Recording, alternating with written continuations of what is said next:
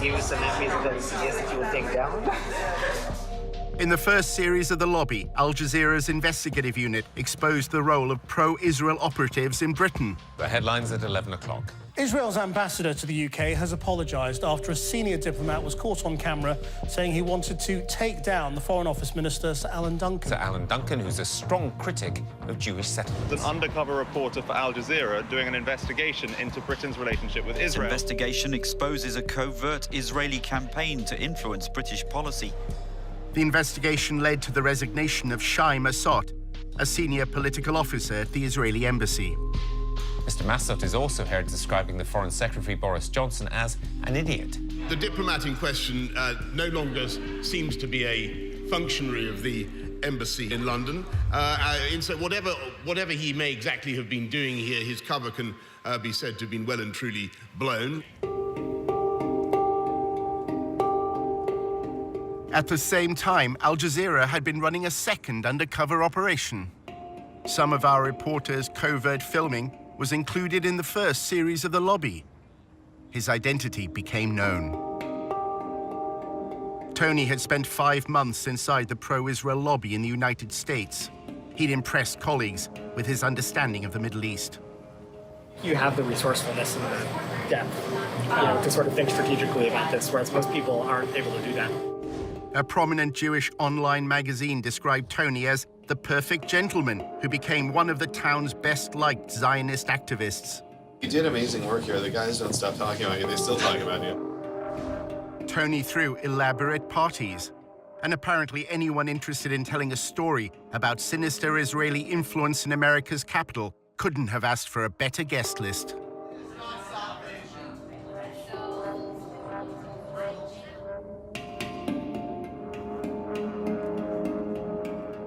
In the new edition of The Lobby, we investigate the role of pro-Israel advocacy groups in this country in the first of a 4-part series, how the lobby is being drawn into Israel's covert campaign to spy on American citizens.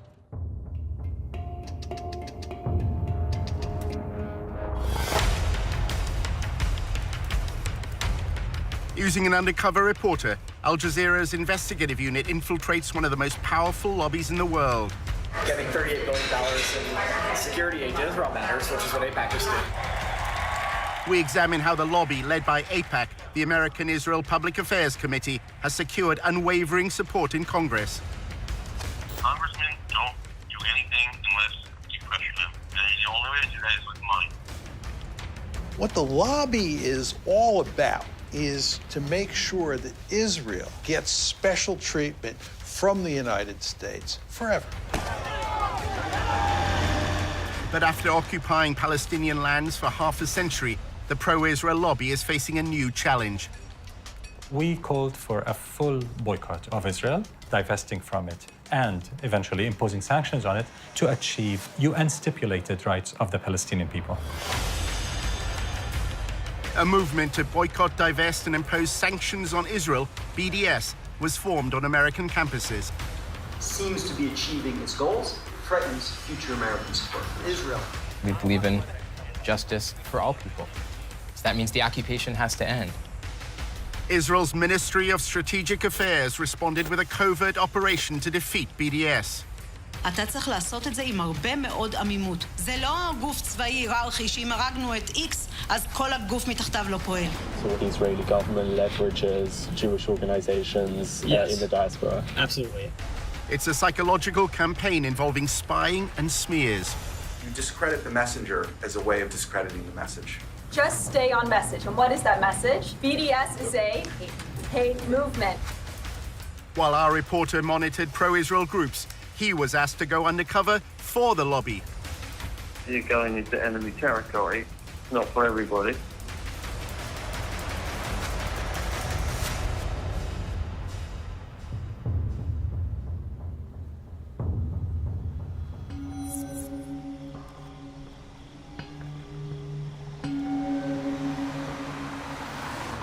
We are a different government working on foreign soil, and we have to be very, very cautious.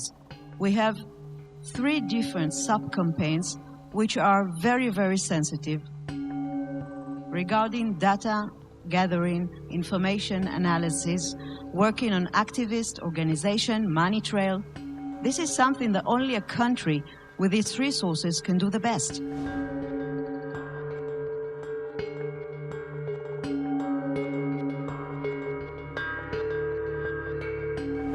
But if we want to win, we have to change our ways.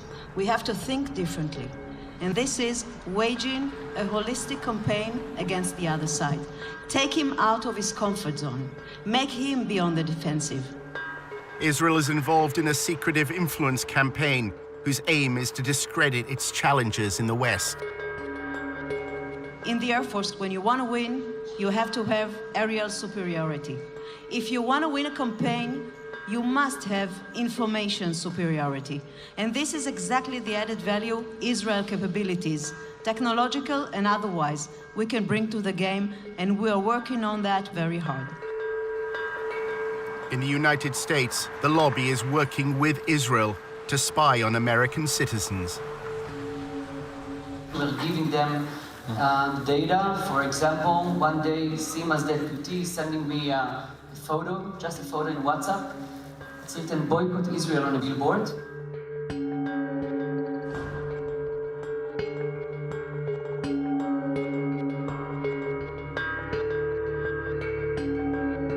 In a few hours, our systems and analysts could find the exact organization, people, and even their names where they live. We gave it back to the ministry. I have no idea what we did with this. But in fact, 3 days later, there were no billboards.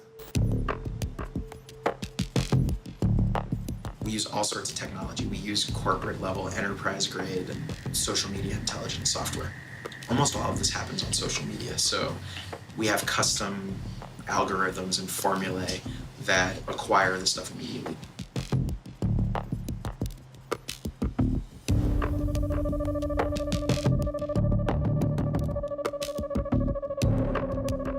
In terms of like information sharing, we did add the Ministry of Strategic Affairs to our operations and intelligence brief, which kind of goes back to how do we get information about what's going on in American college campuses. Generally within about 30 seconds or less of one of these things popping up on campus, whether it's a Facebook event, whether it's the right kind of mention on Twitter, the system picks it up, it goes into a queue and alerts our researchers, and they evaluate it, they tag it, and if it rises to a certain level, we issue early warning alerts to our partners. They operate through subterfuge, and they walk a very thin line between the legal and illegal in what they do in order to gather information and to smear their opponents and ultimately destroy them.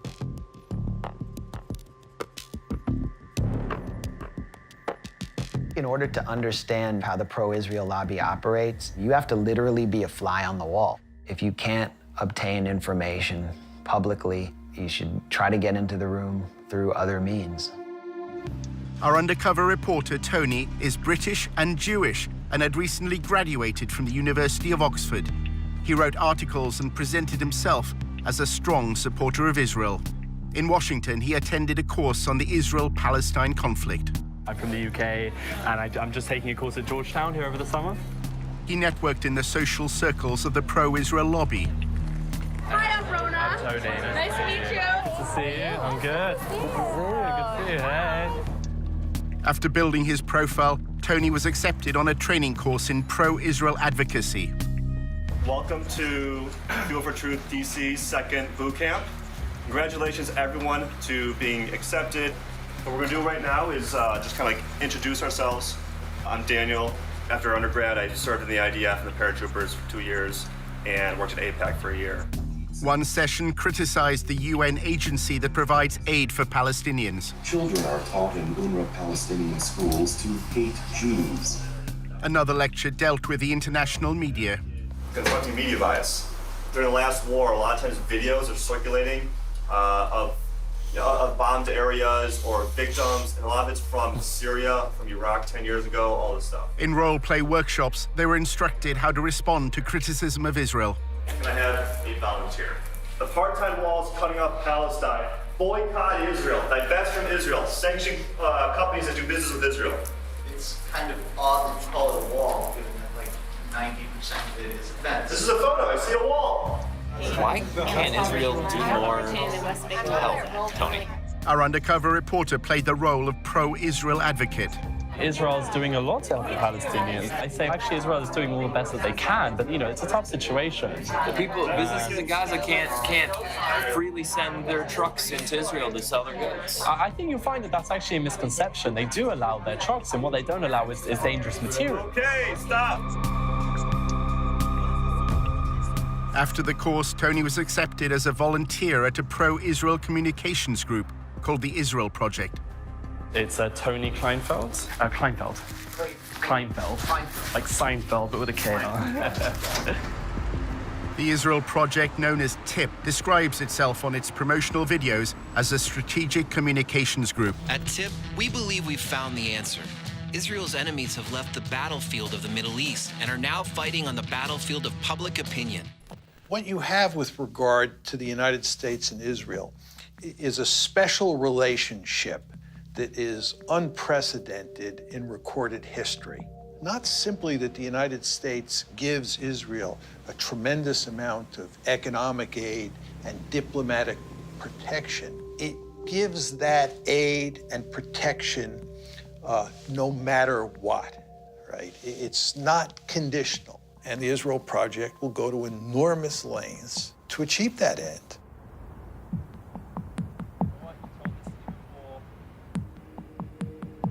During his placement as a volunteer, Tony took notes on what he saw and heard in TIP's offices.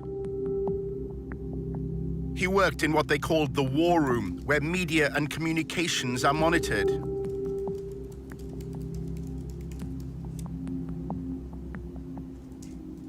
Staff described having contacts at numerous media organizations. Their primary means of influence is by forging friendships with reporters.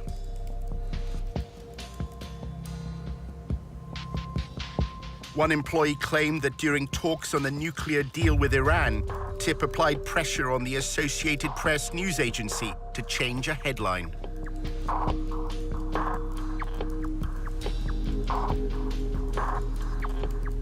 Tony read the Israel Project's annual report, which described TIP's mission as building an echo chamber for pro-Israel information. That means using the media to amplify and repeat TIP's messages, as well as what the report describes as neutralizing undesired narratives. Tony saw one document which claimed that the echo chamber was within their grasp. Weeks before he started, Tony discussed with a senior manager how TIP deals with the media. Things that you do loudly. A lot of them are things you do behind the scenes.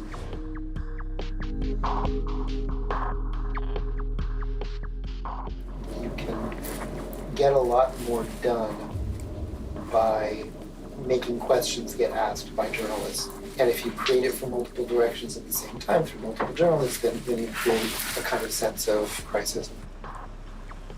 We develop relationships, a lot about to get them to trust us. The basically messages on the following BDS means essentially kind of a hate group targeting Israel. They're anti-peace. We try not to even use the term just because it builds their brand. We just refer to boycotters. The goal is to actually make things happen now and to figure out what are the means of communication to do that. In 2005, Palestinian civil rights groups sought a peaceful means to protest against Israel's occupation. They identified goods from Israel and called for their boycott. The BDS movement was born. BDS adopted a nonviolent strategy because we think it is morally consistent and very effective against an enemy that is extremely powerful militarily. We called for boycotting Israel, divesting from it, and eventually imposing sanctions on it, as was done against apartheid South Africa, to achieve basic Palestinian rights under international law. Over the past decade, BDS has grown around the world. By campaigning for Palestinian civil rights in land controlled by Israel, BDS believes it has exposed a deficiency in the moral defense of the Jewish state. BDS is saying that what Israel has to do is treat the Palestinians in its midst the same way it treats Israeli Jews. The problem is that if Israel does that, there are more Palestinians, or there will be more Palestinians inside Greater Israel than there are Jews. And that means that if you had a system where everybody was treated equally and there was one person and one vote, that you would no longer have a Jewish state. The secretive Ministry of Strategic Affairs, based in the Prime Minister's office in Jerusalem, was given a mission: establish a covert campaign to defeat the BDS movement. אנחנו אחראים על המאבק בתופעה, ובמסגרת זו יש לנו 4 רגליים: התראה, הרתעה, התקפה והסברה. אז אני אגיד לך שכשאם אתה רוצה לנצח בניהול מערכה, אתה צריך לעשות את זה עם הרבה מאוד עמימות. כמו שכשעבדתי על סוגיות צבאיות, כמו חיזבאללה, או כספי טרור, או סוריה, או כל מדינה אחרת שאיתה בעבר ניהלתי מערכה מולה כקמן. לא הלכנו ואמרנו לצד השני מה אנחנו מתכוונים לעשות. השארנו אותו בעמימות. Government ministers attacked me in person, one of them threatening BDS leaders with targeted civil assassination, and others threatening to revoke my permanent residency, along other threats. לא מעטים מבין מנהיגי ה-BDS מקיימים קשרים כספיים, קשרים ארגוניים, קשרים אחרים, עם גורמים עוינים למדינת ישראל. תפקידנו, באמצעות הפעלת המודיעין, לחשוף את הקשרים האלה, ובהחלט באמצעות החשיפה הזאת, גם לדעת לפעול נגדם, לבודד אותם, גם להעביר מידע לאותם גורמים מודיעיניים בעולם וגורמים אחרים. ישראל חייבת לבצע סיכול אזרחי ממוקד במנהיגות ומול פעילי ה-BDS. The campaign includes monitoring the activities of American students. אנחנו עכשיו למשל נמצאים בתהליך שלם של ליצור תמונה כוללת על הקמפוסים. אם אתה רוצה לנצח תופעה, אתה צריך לדעת להיות עליה בעליונות במידע וידע.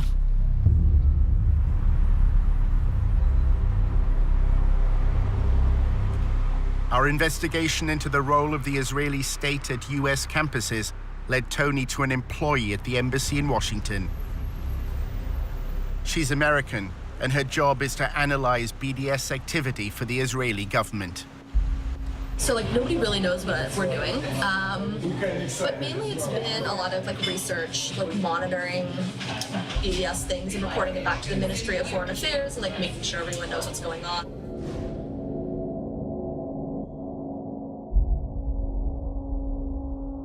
They need a lot of research done and stuff like that. When they talk about it in Knesset, usually I've contributed to what the background information is. I'm not going to campuses. It's more about connecting organizations and I guess campuses and providing resources and strategy if students need it. Is the Israeli embassy trying to leverage faculty? Yeah. We're working with several faculty advocacy groups that kind of train faculty, so we're helping them a little bit with funding, connections, bringing them to speak, having them speak to diplomats and people in the MFA that need this information. So I kind of want to be that resource to show students we appreciate what you're doing, we see what you're doing. Here's some information if you need anything at all. We can connect you, just kind of be that person there for you. Julia was president of the pro-Israel group at Davis, which is part of the University of California. Davis began as a center for agricultural studies, and its students are known as Aggies. I came to UC Davis, which had a reputation of being a really pro-Israel. Now it's the top 5 most anti-Israel schools in the U.S. Why is that? Because of everything that happened in the last few years. It was just particularly bad. And there's a huge Muslim population in Sacramento, which is right next to Davis. The growing support for the BDS movement in Davis and the lobby's response to it is part of a narrative that's unfolding across America's campuses. Students for Justice in Palestine, or SJP, brought a divestment motion before the Student Senate. I was very, very nervous. The entire room was filled. I think we had about 600 students and people from the community coming in to witness this vote. I am here today because, quite frankly, I am ashamed. I am ashamed of my university for supporting apartheid genocide of my people in Palestine. I ended the speech with something along the lines of being on the right side of history and for the university to end its unethical ties with these corporations who were doing brutal things to Palestinians. We knew they were gonna win because our entire student senate was all pro-BDS, and like they ran for that purpose and won for that purpose, and we've been pushed out of student government for months. Good evening. My name is Julia Rivkin, and I'm the president of Aggies for Israel. Students streamed the hearing online. The pro-Israel group also filmed it with another purpose in mind. Their videos would play a key part in the story that was to unfold in the days ahead. I was waiting to see what she would say. I was waiting for a blow to come my way, and that blow sure came. We have been ignored and disrespected year after year, but we have never been silenced. We are a beacon of peace and inclusion on a campus plagued by anti-Semitism. The talking points were that the resolution was anti-Semitic, that it was divisive. If it's divisive in the fact that you either support human rights or you don't, then so be it. The intolerance that spawned this resolution is the same kind of intolerance that has spawned anti-Semitic movements throughout history. The entire thing looked very rehearsed, very, very aggressive, almost comically so. Julia and her pro-Israel allies had already decided that they didn't want to debate. At 4 a.m. the night before, me and my team were like, "You're gonna lead the walkout," and I was like, "Okay." And they're like, "We're gonna film it just for our own purposes." I was like, "Totally cool." So when everything was happening, like we went into it knowing we were going to lose. So our strategy was how to like ultimately win while losing the vote. This is our victory. And we who are victorious need not legitimize the words spoken in this empty hearing. So if you are here tonight in opposition to this resolution, I invite you now to stand up, really stand up, and join me in walking out of this room. That was a wowing moment. To have them just stand up, everyone just kind of was like, what's going on? It was very shocking. As they were leaving, it was just a very big rush of relief to not have that tension, those bad vibes in the room. And so we started cheering, actually, and it was a great moment. You're standing in the back, it looks like some seats have opened up. But the passing of the BDS motion proved to be just the beginning of a bigger story. In part 2, how the lobby worked to undermine the student decision. Those swastikas, who did them? We don't even know.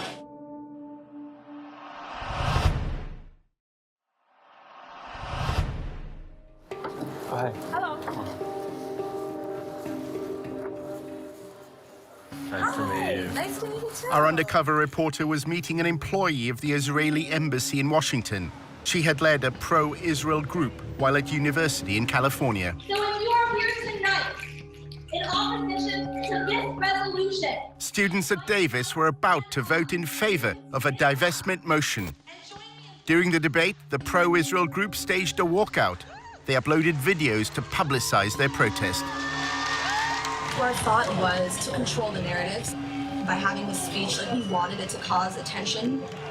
We wanted everyone to see us walking out to show that like this doesn't represent us. We're shit about this. So that's how we kind of formulated it.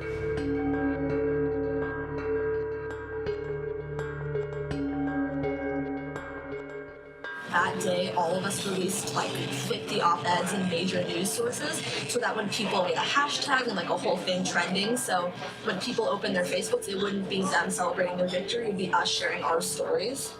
Once it blew up, then random people, like the Huffington Post contacted me and was like, "Do you have anything to say?" And I was like, conveniently, I wrote an op-ed 2 weeks ago just in case.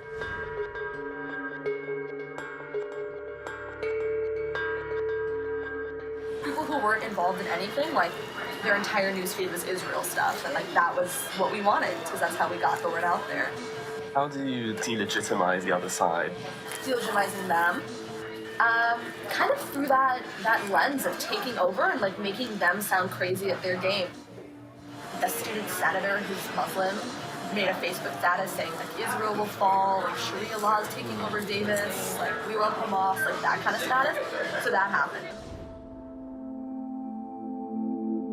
We had been called terrorists and told that we were Hamas sympathizers, that we want to bring Sharia law to campus and things like that.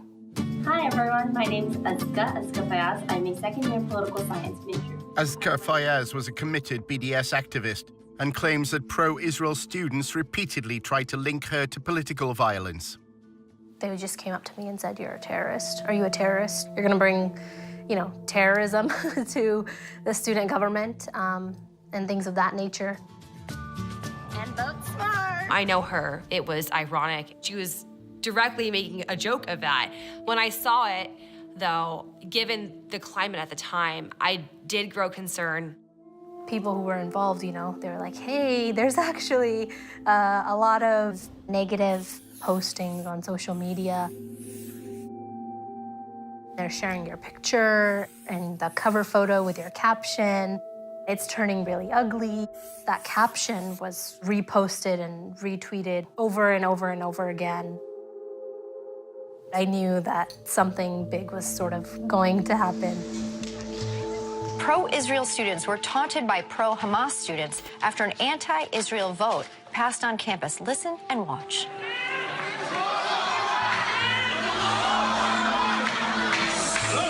And right after the vote passed, a student senator posted this on Facebook.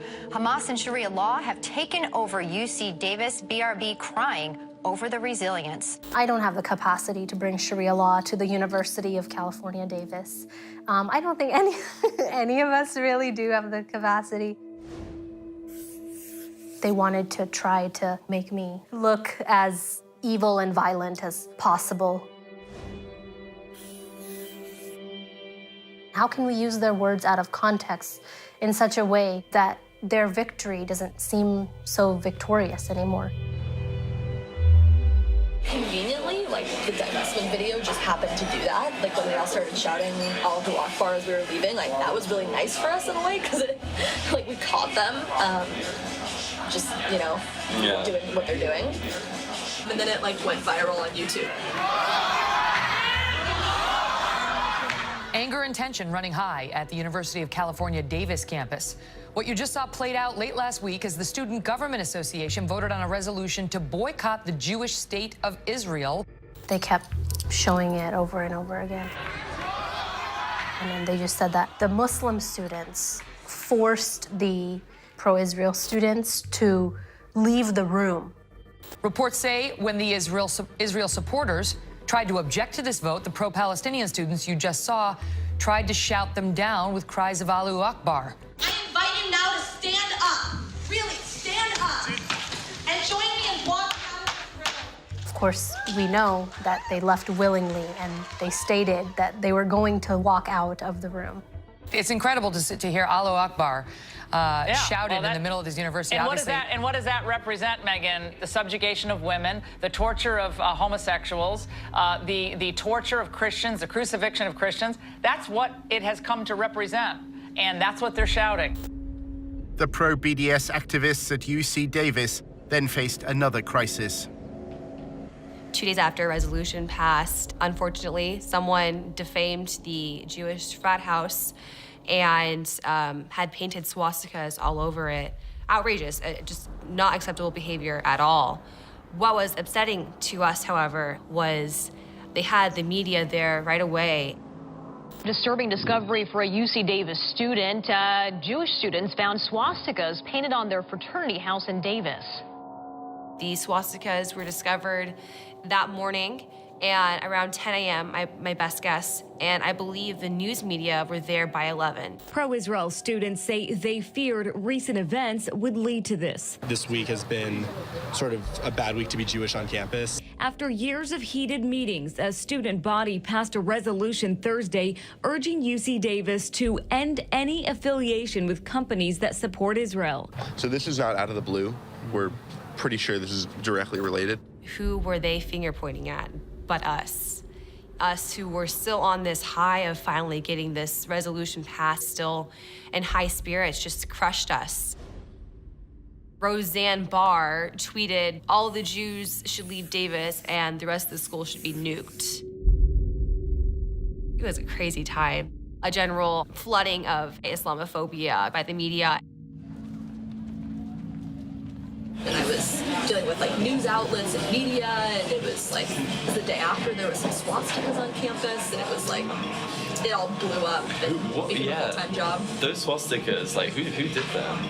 We don't even know. I think it's just some like random like white supremacist type people who just came, did it, and left. We don't think it was students.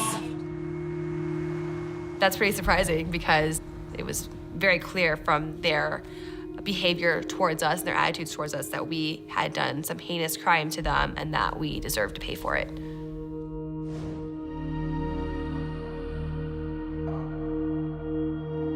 Students who were part of the divestment movement painted swastikas on the fraternity. That's what she was hinting at. That's what she was trying to imply. Why would we act against our interests and do that at a moment when we were, I guess, victorious? The fact that it was just so quickly tossed onto us as those who had done this, it was damaging. It was hugely damaging. That was kind of our strategy. A lot of it was media-based, which is like kind of my interest in media. And I would say that's like 99% of what it means to be successful. That happened. Then there was another swastika. It was just like every day something new was happening, and I had to... It was weird because they won. Yeah. So you'd think if they would win, why would they do Exactly. that? Yeah, it's interesting. So, well, that was kind of our whole strategy, is we knew they were going to win. Were you in touch with the embassy, or were you in touch with like any groups? Pretty much all of the groups. Not the embassy, I guess our consulate. As well as the Israeli consulate in San Francisco, Julia's anti-BDS campaign had the guidance of several pro-Israel lobby groups. Stand With Us helped us a little bit in terms of actual research on the speech. They gave us some like legal research type stuff. I'm always biased and want to work with AIPAC, so they kind of helped for like moral support. In David Project helped us a little bit. It was more help like gaining contacts in like the media world. I guess we needed money to pay for somebody to film the speech. Like we had a Davis Faculty for Israel group, and like they were hugely helpful to us. They would, because some of them were retired lawyers, so they'd write legal documents for us. They knew the administration, they were tenured, they had pull. Despite the passing of the BDS motion, the governors of the university known as regents are under no obligation to abide by the students' vote. As for that resolution to boycott Israel, well, UC Regents issued a statement saying they will not even entertain the idea. After looking back on everything, I feel a little creepy because of what happened after the vote. People that were affiliated with the group just were smeared and had to deal with these very personal crises of the world calling us terrorists and the world thinking that we were this spiteful hate group. It's pretty unequivocal how organized they were, how brutal and ruthless that narrative was, and how it affected us in the end. Back in Washington, our undercover reporter was attending the annual conference of the Israeli-American Council.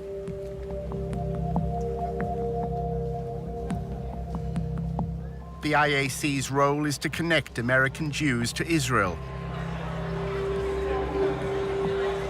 This year, combating BDS was top of the agenda. I think we need to worry. The polling isn't good. And all of you probably know it. If you look at the polls, the younger you get on the demographic scales, the lower support for Israel is.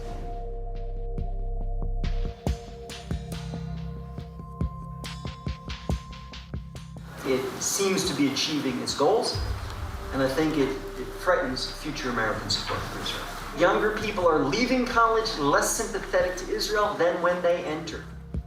The lobby hope that a new partnership with Israel's Ministry of Strategic Affairs will become a game changer in the fight against BDS.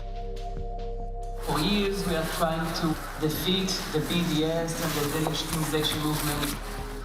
We are all on the defensive, and I think we should move to the offensive.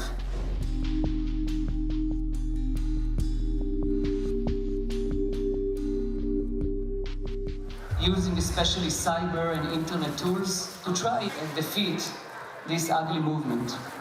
I'm really honored to present my partners here, Brigadier General Sima Vakandil, the Director General of the Ministry of Strategic Affairs. Sima, please.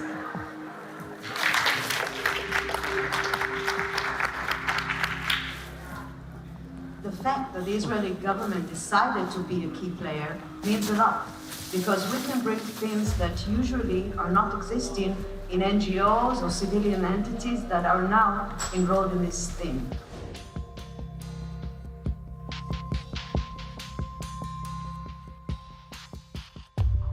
The Israeli government can look at the bigger picture and actually create this coordination and cooperation. We are the only player inside the pro-Israeli network who can actually say that he's filling the gaps. The Israeli official described to members of the lobby the first phase of the covert war. Ambiguity is part of our guidelines. That's why I'm not going to say anything too much about each one of the legs. The first one is intel, intelligence, or data, or information. What we've done is mapped and analyzed the whole phenomena globally, not just the United States, not just campuses, but campuses and intersectionality and labor unions and churches. We started to establish a project called Israel Cyber Shield. This project is actually a civil intelligence unit that collects, analyzes, and acts upon the activists in the BDS movement, if it's people, organizations, or events. And we give everything we collect. We are using the most sophisticated data system, intelligence system in the Israeli market. Let's take the defense activity that we're doing and make it into proactivity and offensivity. Israel has used cyber sabotage. We suffered from intense denial of service attacks, hacking attacks on our websites. Israel decided to go on cyber warfare against BDS publicly. They said, we shall spy on BDS individuals and networks, especially in the West. We have not heard a peep from any Western government complaining that Israel is admitting that it will spy on your citizens. Imagine Iran saying it will spy on British or American citizens. Just imagine what could happen. The Ministry of Strategic Affairs brings together this group called the Global Coalition for Israel. And it's like leading pro-Israel advocacy groups around the world.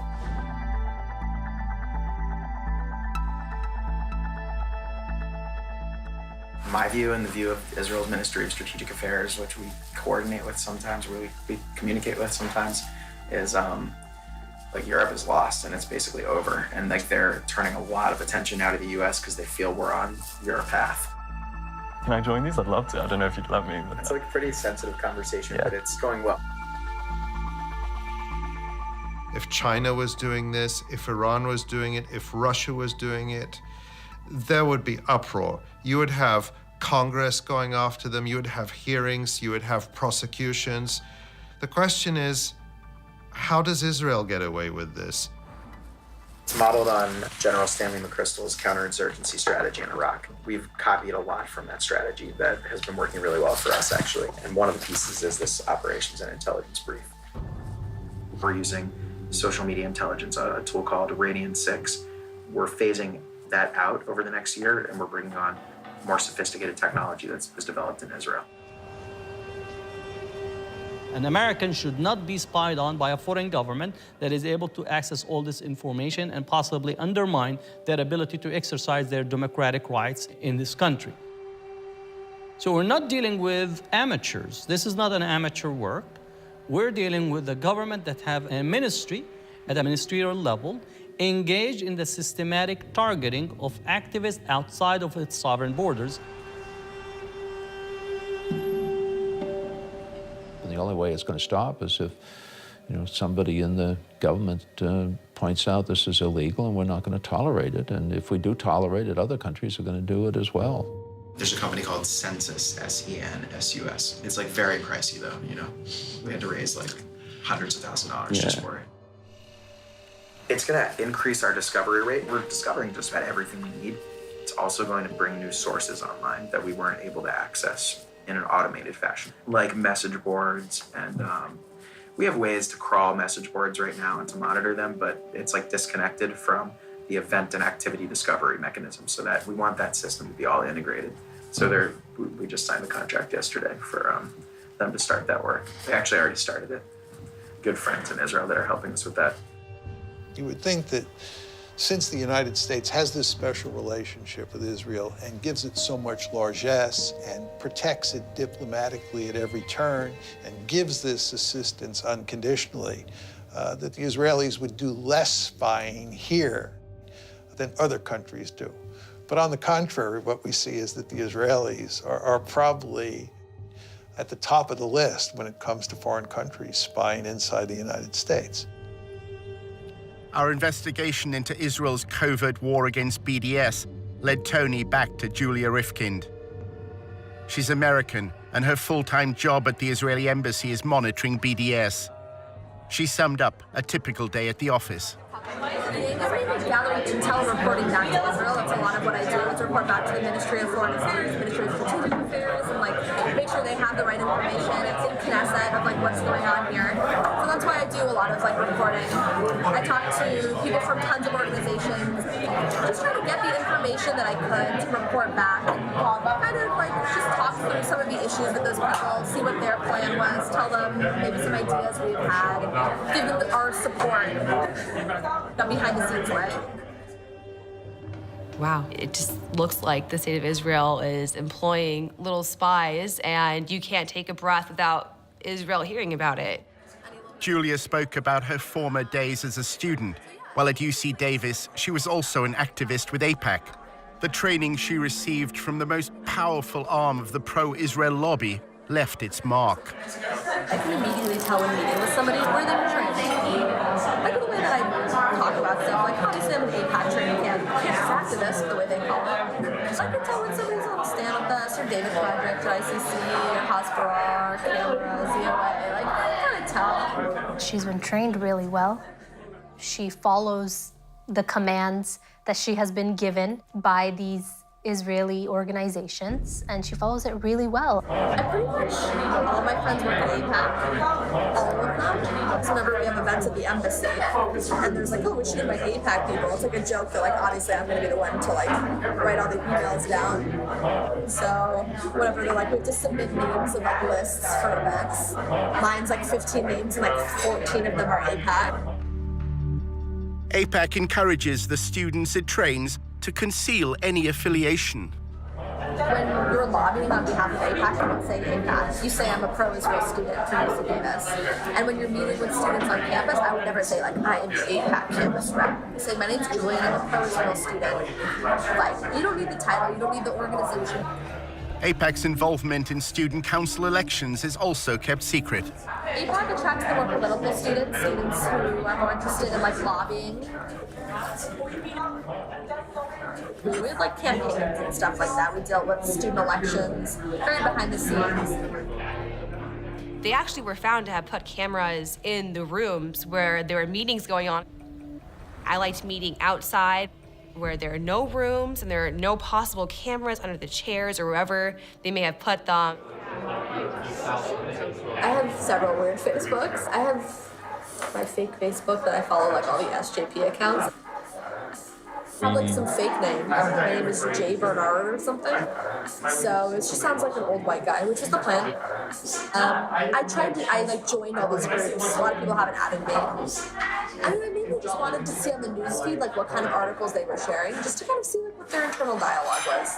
Every single event that I put on, you would have these pro-Israel groups coming out before our guests even got there with their cameras, videotaping. It's like stressful. Julia has no contact with her handlers in Israel. She writes her intelligence briefs and awaits their instructions. I write a report that I give to my boss, who translates it. 'Cause it's really weird. We don't like talk to them on the phone or like email or whatever. There's like a special like server that's like really secure that I don't have access to because I'm an American. You have to have like clearance to access the server. It's called cables. It's not even necessarily in Hebrew. It's like literally cables. I've seen it. It looks really bizarre. So I write reports that my boss translates into the cables and sends them, and then they'll send something back, and then he'll translate it and tell me what I need to do. If she believes it's spying on activists to suppress a free speech movement, then, you know, peace be to her. And I hope she feels good sleeping at night being on that side of things. We're a group of student activists advocating for Palestinian human rights. And to think that we're so upsetting and threatening to a state is pretty awe-striking to me. Creepy, but also, I guess, makes me more proud of the work I did. It's nice kind of seeing what they're talking about. What do they say? They don't talk about like our side at all, which is disappointing. So it'd be like nice to do the drama, but it's mainly them sharing their like videos, their like AJ plus videos on Al Jazeera. What do you think about Al Jazeera? It sucks because they have a lot of interesting like liberal videos, which I'm like, wow, like that's amazing to hear about that human rights issue, and about that like sexism situation, or whatever. And they'll show like why Israel is an apartheid state. And you're like, ooh, like not anymore. So that's what's annoying, is that it gets, you know, tied to all those causes. It's hard to be liberal.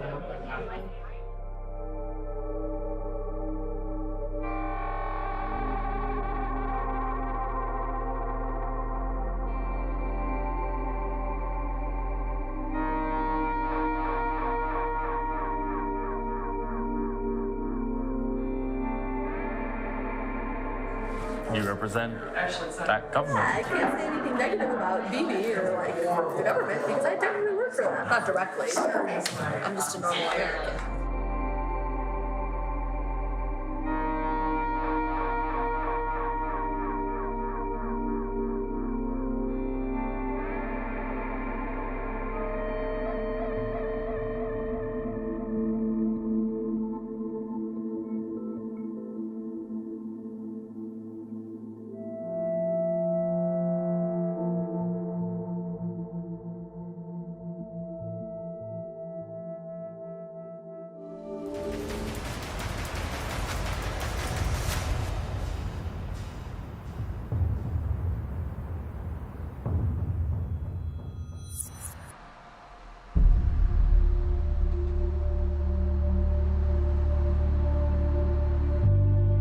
In Washington, Tony often socialized with younger members of the pro-Israel lobby. Here, the discussions are focused on influencing elites. Recent graduates appear to no longer care about debates they had at university. We try and go through student government and pass bills. I mean, you know, looking back on it now, it's all it's total crap. BDS in general, obviously. But also, it's just, I don't know, it doesn't do any. I mean, fighting back against it has no practical effect. What has a practical effect is getting Congress to give Israel military aid.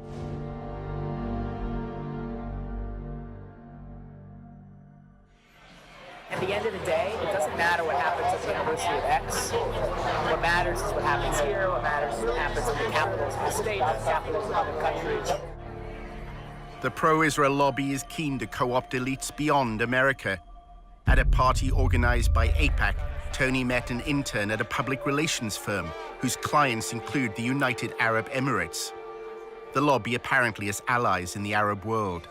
The American Jewish Committee is running a study tour to, it's either Dubai or Abu Dhabi, and they're talking about mutual cooperation.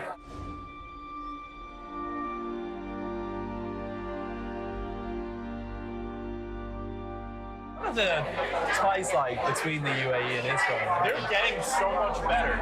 Nobody knows. The government governments have to coordinate on security. It's all under the table.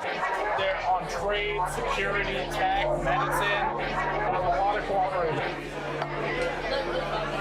Basically where I see it standing right now is the GCC has all this under the table cooperation with Israel, and it's getting to the point where it's getting to the surface. Does the UAE have a stake in BDS? They do run all the time the argument of Palestinian suffering and occupation. They do kind of toe that line, but that's because they have to save face in the Arab League. They're literally just trying to cover their bases. Are they actually helping out BDS in any way? Benefit from Israeli tech, so they're not going to boycott them. Why would they? Tony's boss at the Israel Project used to work at AIPAC, where debate about Israel's actions or Palestinian rights were rarely prominent. Does the war of ideas matter? I don't know. I know that getting $38 billion in security aid to Israel matters, which is what AIPAC just did. That's what I'm proud to have been a part of for so long.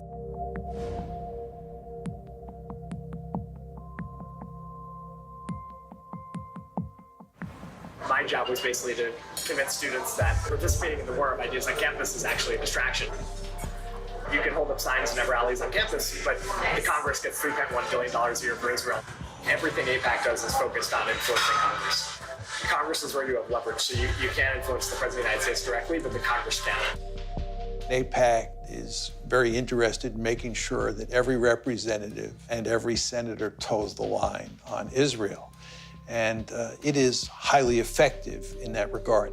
That's why it's considered to be synonymous in many people's heads with the lobby. AIPAC's website shows members of Congress attending its conferences and declaring their support for Israel. And on behalf of Congress, thank you for sending a clear and unequivocal message to the world that the United States stands with Israel now, tomorrow, and always. I reject the BDS movement, whether it be on campuses in France and London or right here in the United States of America. To get elected in the American political system, you need lots of money. What AIPAC does is it makes sure that money is funneled your way if you're seen as pro-Israel, and it'll go to significant lengths to make sure that you stay in office if you continue to be staunchly pro-Israel. May God bless Israel. May God bless the United States of America. May God bless you all. Thank you so much. Thank you. They have questionnaires.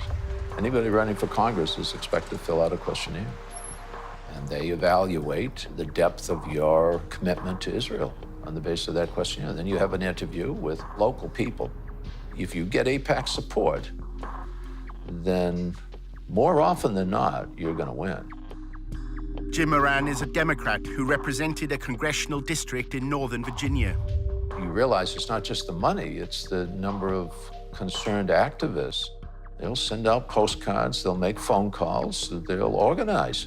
I mean, that's the democratic process. They understand the democratic process. We made sure that there were people in every single congressional district. And then you'd call them up and say, I'm calling from AIPAC in Washington. I did these calls.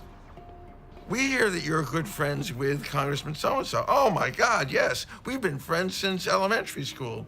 Well, what does he think about Israel? I never talked to him about Israel. Well, can I come down and talk to you and help you figure out a way to talk to him about Israel? No, just tell me. What should I say? I don't have to, I'll just tell him. Our undercover reporter wanted to learn more about how funding is secured for congressmen. Speaking of the devil. David Oakes, a prominent pro-Israel advocate, invited Tony to a fundraising event. Oakes later called him to discuss the details. Is it just a social event? No, hold on. I'm going to email you a list of the people that this group supports. This is the biggest ad hoc political group and definitely the wealthiest in D.C. Hold on. Barbara Kirk, the senator from Illinois, Ted Deutsch from Florida, Barbara Comstock, she's the congressman from Virginia, Richard Byrd from North Carolina, Kelly Ayotte, she's fantastic, she's in the Arms Committee.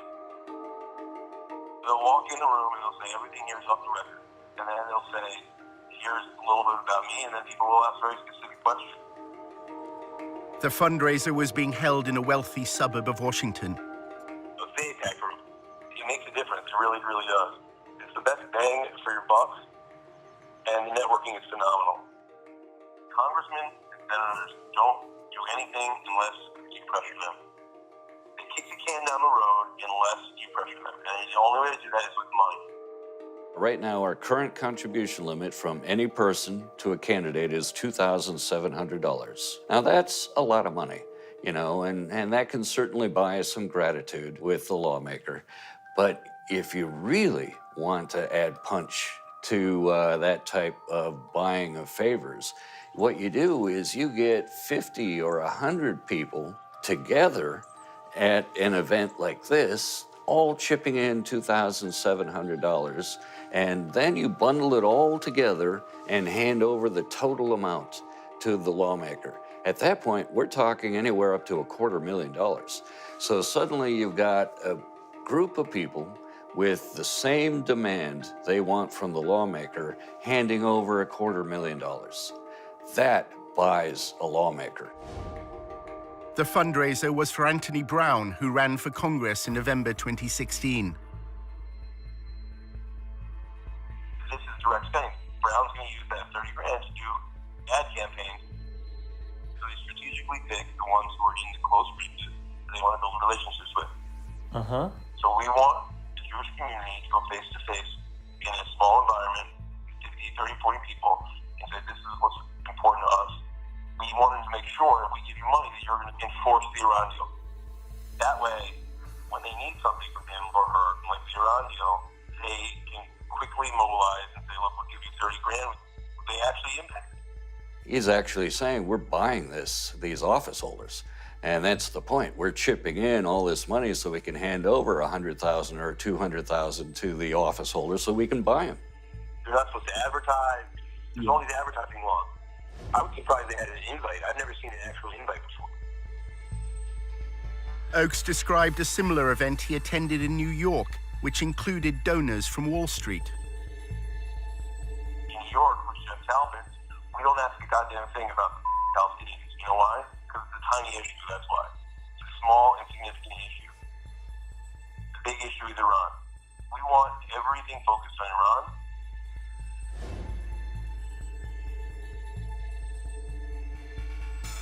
What happens is Jeff meets with the congressman in the back room, tells them exactly what his goals are. And by the way, Jeff Talpins is worth $250 million. Basically, they hand him an envelope with 20 credit cards and say, you can swipe each of these credit cards for $1,000 each.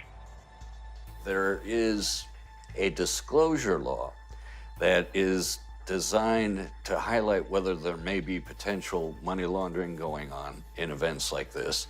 And that is if the funds are earmarked. And that means the organization has to disclose who showed up at that event and how much each individual chipped in and what they handed over to the lawmaker.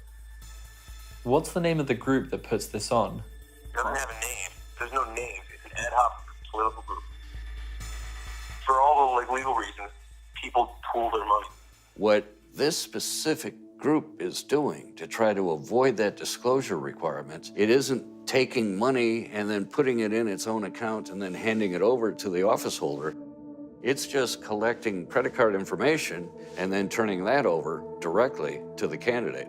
Therefore, it's not violating the earmarking law, and they're not reporting this. All we would see on the campaign finance reports are the individuals who contributed, but there'd be no record on those campaign finance reports that they worked together as a bundling group, that they were all at this event. All we'd know is person A gave $2,700, person B gave $2,700, and we'd have no idea they're working in tandem with each other. The The one in New York is 10 grand over 2 cycles. It's a minimum commitment. Some people give a lot more than that. Whatever your commitment is.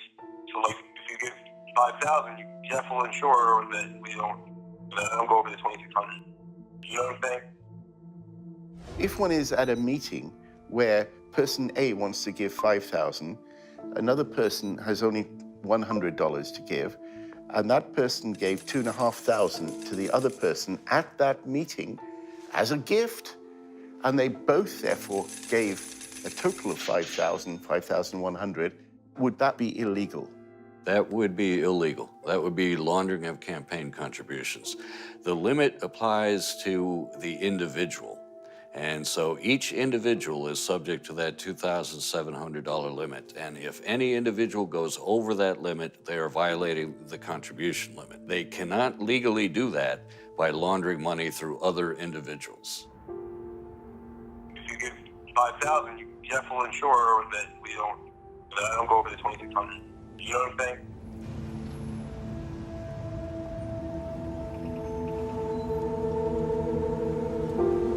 During a cab journey across Washington, Tony's boss at the Israel Project, Eric, spoke about his former job as a fundraiser for Jeb Bush.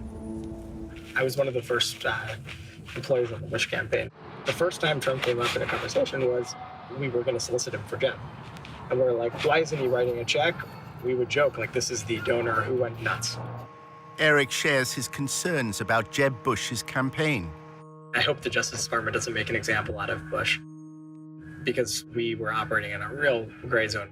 And we raised enough money, we figured, let them come at us, we'll defend ourselves. We thought he's going to be the Republican nominee, everyone did at that stage. A relatively small number of families supply hundreds of millions of dollars annually to lobby politicians. The 200 families whose giving constitutes 90% of all political giving are not giving because they want a government contract or because it's good for their business. They're doing it because they actually care.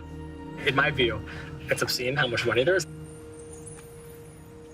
One of the most effective uses of the lobby's funds occurs when Congress is on its break.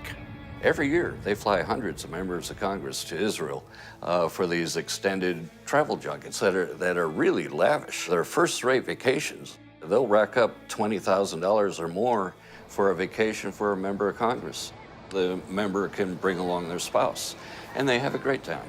You are told that Israel continues to be under siege from hundreds of millions of its neighbors who are Muslim and who hate Israel, who hate Jewish people.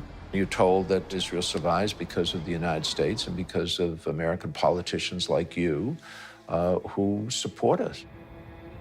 An attempt was made to change the law so that all expenses-paid trips would be considered a bribe. I drafted legislation to try to reform the whole profession of lobbying to get rid of free travel and gifts from lobbyists. The Honest Leadership and Open Government Act of 2007 significantly enhanced the travel restrictions that if you're an organization that employs a lobbyist, you can only provide a one-day trip for a member of Congress. Then AIPAC exerted its influence. There was a major loophole written into the travel restriction that was essentially engineered by AIPAC, and this loophole is widely known as the AIPAC loophole. The clause excluded educational trips organized by a charity that didn't hire lobbyists. AIPAC happened to be affiliated to such a charity. It doesn't have an office, it doesn't have any employees, it's just a tax form that they filed.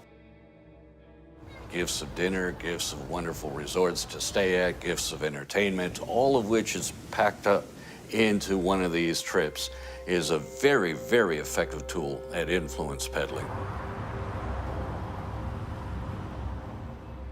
Most of our donors were like nudniks, like schleppers. The quality is starting to improve. We're attracting more impressive people. Until recently, the people we're attracting, is the guy who's wealthy, gives away $25,000 a year, $10,000 is to us, and this is his hobby and full-time job, and he won't shut the up or stop calling. We're finally starting to expand into the class of donors that AIPAC has, which is like the more elite, easier to work with, smart, strategic, writing big checks kind of money. It takes just as much time to get a $10,000 check from someone as it does getting $500,000. The money raised by AIPAC doesn't just fund congressmen who support their goals. If you wander off the reservation and you become critical of Israel, you not only will not get money, AIPAC will go to great lengths to find somebody to run against you and support that person very generously. And the end result is you're likely to lose your seat in Congress. They threaten. They immediately threaten. Even if they know that AIPAC can't defeat them, AIPAC can make their lives more difficult. They can make sure that their next town meeting or something, some members of the Jewish congregation jump up and say, "But you're anti-Israel." In 2002, AIPAC was lobbying Moran to vote for the invasion of Iraq. The executive director of AIPAC said that his most important accomplishment was securing the authorization for the use of U.S. military force in Iraq. AIPAC was pushing it very hard. Why does AIPAC benefit from the United States going to war? The United States getting involved in wars in the Middle East is ultimately in Israel's interests, because we have a stake in the region. Congressman Moran refused to vote for the invasion, as AIPAC requested. There are compelling, fundamental reasons why this body should oppose this resolution. Then at a public meeting, he was asked a question. A Jewish woman actually stood up in a town hall. She said, why aren't more Jews involved in the marches against the war? I said, if the leaders of the Jewish community were opposed to the war, I think that would make a difference. The lobby reacted, claiming this was evidence of Moran's belief in a Jewish conspiracy that was leading America to war. There was a conservative rabbi in my district who was assigned to me, I assume, by AIPAC. And he had warned me that if I voiced my views about the Israeli lobby, that my career would be over, and implied that it would be done through the Post. And sure enough, the Washington Post editorialized brutally. Everybody ganged up.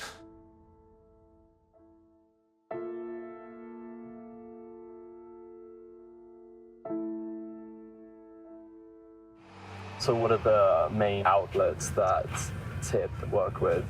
Washington Post is the biggest one. Okay. Isn't that like just down there or something? Yeah, it's actually that building.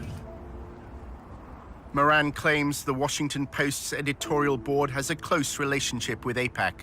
The principal editorial board of the Post itself has been a very effective instrument because they've been able to maintain their credibility. And it's a great paper in every other way, but because they have such credibility, they're extremely effective. Everyone knew he wasn't anti-Semitic. Anti-Semitism has come to mean anti-Israel. The AIPAC crowd doesn't really care very much about whether or not a person likes Jews or wants one to move next door. All they care about is what their position is on Israel. Both of my daughters married Jewish men. My grandchildren are Jewish. Anybody that considers me anti-Semite is ignorant.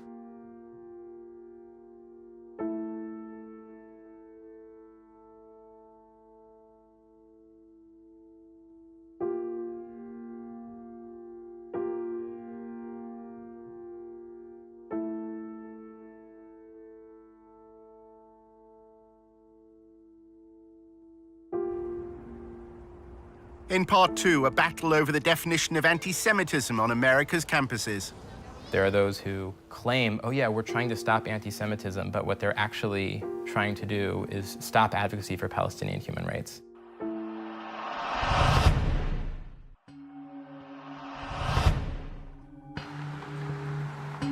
In part one, our undercover reporter discovered that many young people in the pro-Israel lobby have given up debating the BDS movement on campus.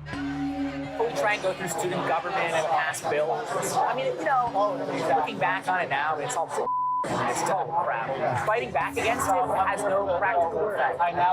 What has a practical effect is getting Congress to give Israel military aid.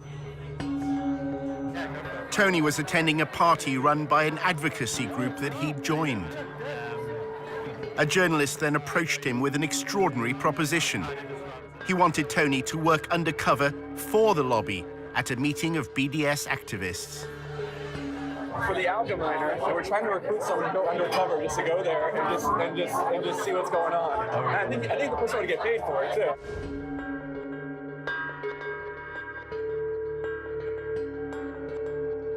Yeah. Sort of sign up, do that profile, just kind of like see what's going on. Higher up, they sent an email today that like, you know anyone who can do this. For some reason, he popped into my head.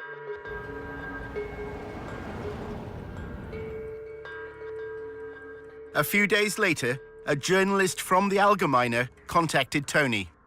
It would be undercover. It has to be kept pretty quiet. We would like to have some recording device on your person. Any level of potential danger or, difficulty, violence or verbal assault, none of that concerns you or puts you off? No, because I think I'm pretty good at just being kind of zen in the face of verbal assaults. The Allgemeiner claims to be the fastest growing Jewish newspaper in America. It pays particular attention to events on college campuses.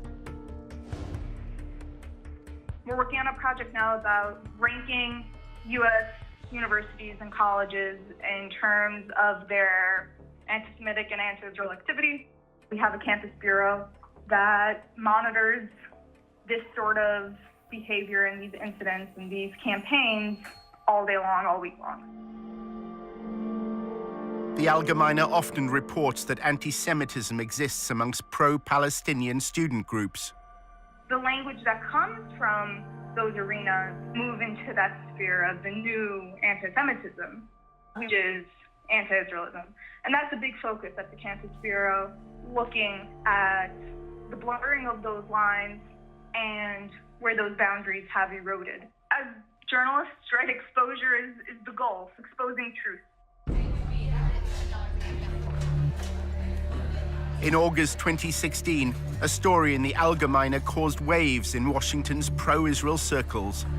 The thing that I'm working on, you might have seen the news recently about a cesspool of anti-Semitism at the University of Tennessee.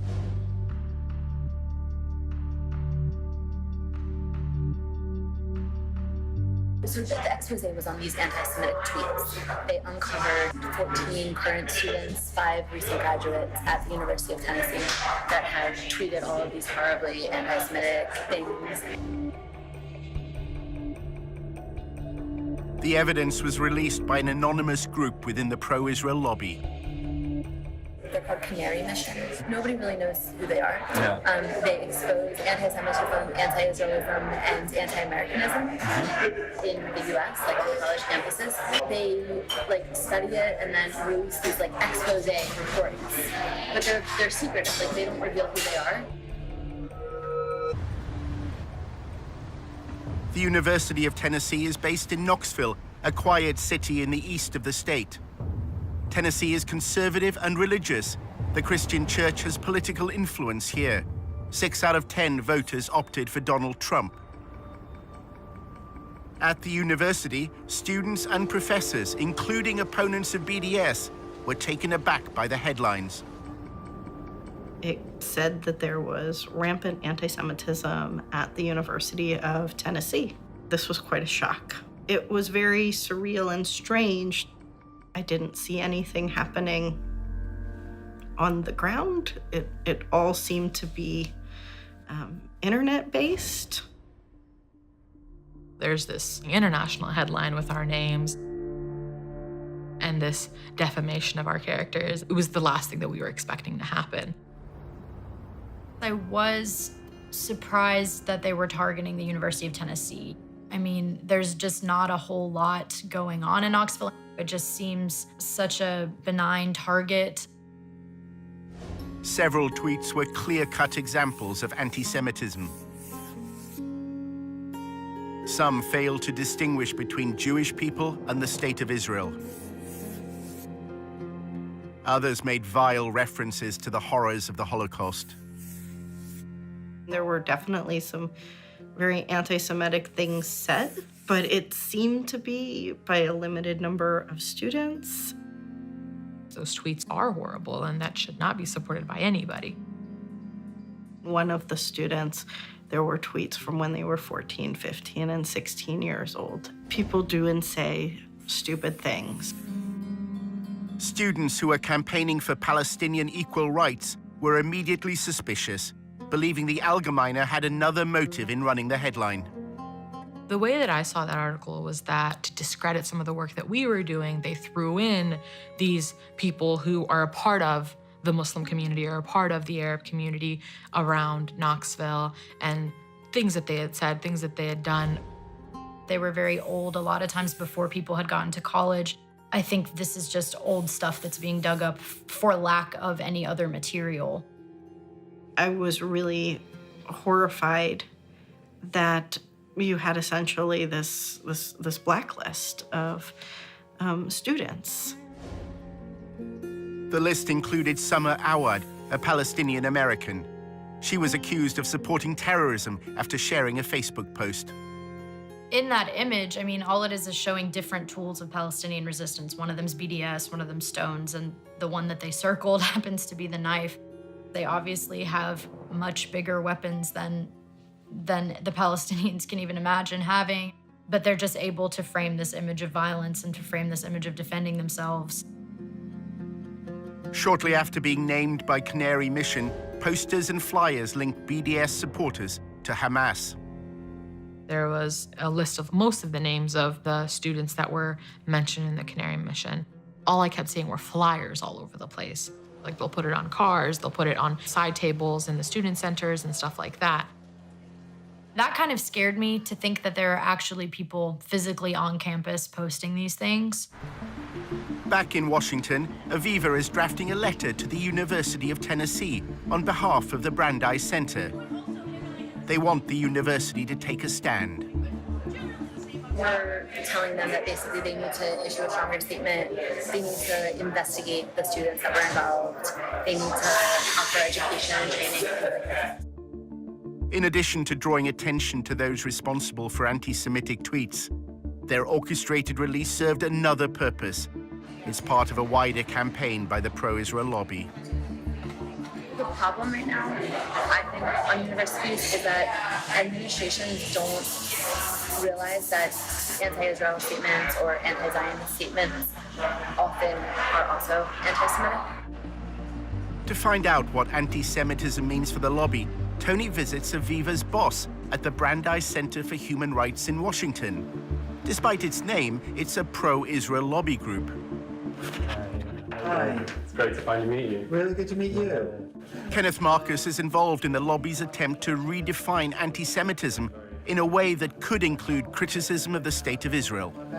Right now, the challenge is that there are people who say, you know what, anti-Israel politics have nothing to do with anti-Semitism. Well, you've got to show that they're not the same, but they're not entirely different either.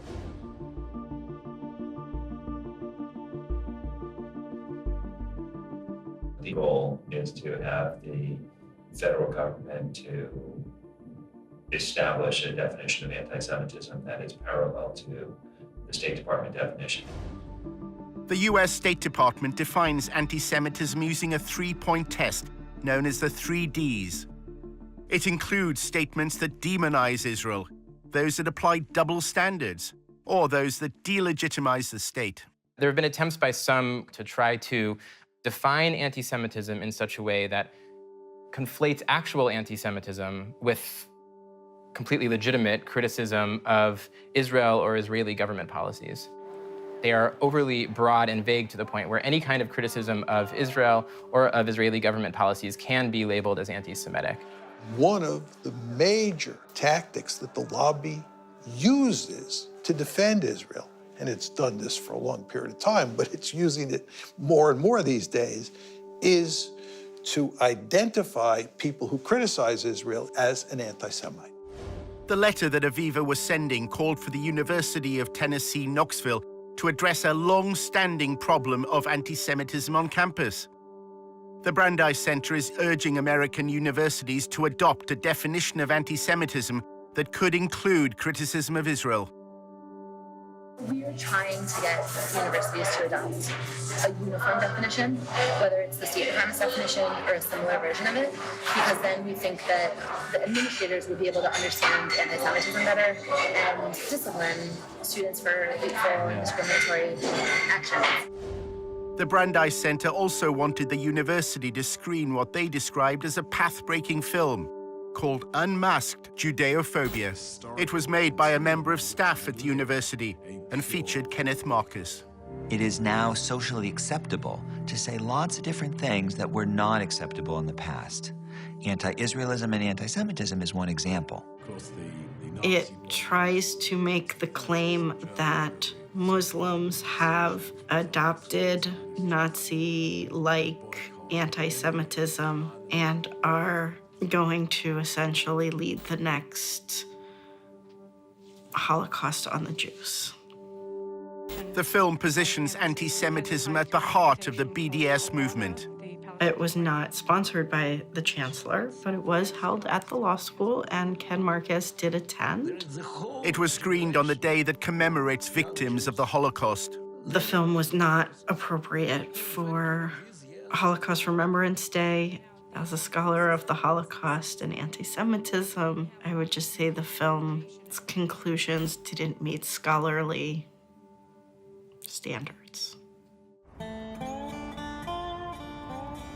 Exactly why Washington's pro-Israel lobby is concerned by events in Tennessee is at first hard to understand, until one considers the growth of evangelical Christianity in the southern states.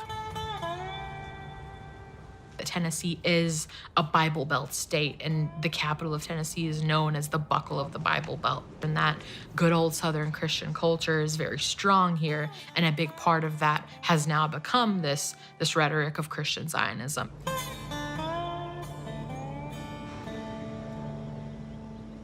Satan hates Israel and the Jews because Israel's restoration initiated the last days of Bible prophecy. Christian Zionists believe that for the end of times to come, for Christ to return, it's necessary for Israel to control all of what was historically considered to be Israeli territory. Based on prophecy, Jesus Christ could never have returned for the church to resurrect the dead in Christ until Jerusalem was first in the hands of Israel and the capital of Israel. Christian Zionists and Christian organizations that lobby on behalf of the Israeli government, a lot of them have a theology which I think is in many ways anti-Semitic. The Jews have to leave the West. It says in your Bible, God will bring them back to Israel from the West.